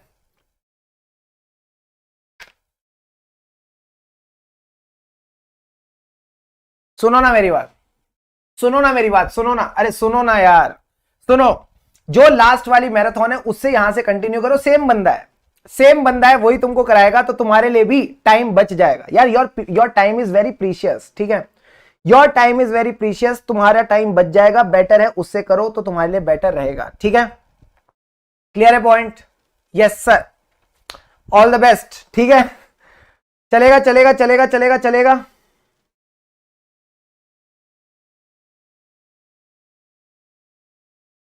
ठीक है, गॉट इट। अरे मस्त पढ़ा है यार, एकदम झकास कराया है। ठीक है, उससे करो, मेरे को लगता है हो जाएगा। नेट का इश्यू आ रहा है, I can't do much about it. ठीक है, it's a technical error, I can't do much about it. Got it, got it. ऐसे ऐसे मुंह मत बनाओ, ठीक है, चुपचाप जाके पढ़ाई करो। गॉट इट सर, चलो ओके।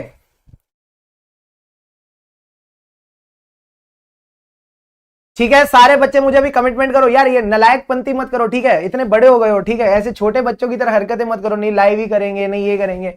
मैंने मना किया क्या लाइव कराने के लिए? अब तुम नेट की इश्यू आ रही है, इसमें मैं कुछ नहीं कर सकता। ठीक है, वो अमेंडेड ही है, हाँ अमेंडेड है, बहुत बढ़िया पढ़ाया है, बहुत बढ़िया पढ़ाया है, बहुत बढ़िया बढ़िया, तुमको मजा आ जाएगा। ठीक है, क्लासिक पढ़ाया है। गॉट इट, सारे बच्चे अभी कमिटमेंट करो। Anjali very good, very good very good very good very good. Yes, no clar is covered on YouTube, no clar is covered on YouTube, कोई दिक्कत नहीं आएगी, तुम मजा आ जाएगा। ठीक है, will do, very good sir, very good very good very good very good very good. चलो सर बाय बाय। ठीक है, बाय बाय, टाटा गया। ठीक है, अच्छे से करो, कोई दिक्कत की बात नहीं है, आराम से हो जाएगा। पीयर रिव्यू भी कराया, क्वालिटी रिव्यू भी कराया, SQC 1 SA 220 के क्वेश्चन बैंक भी कराया है। ठीक है यार, प्लीज रिक्वेस्ट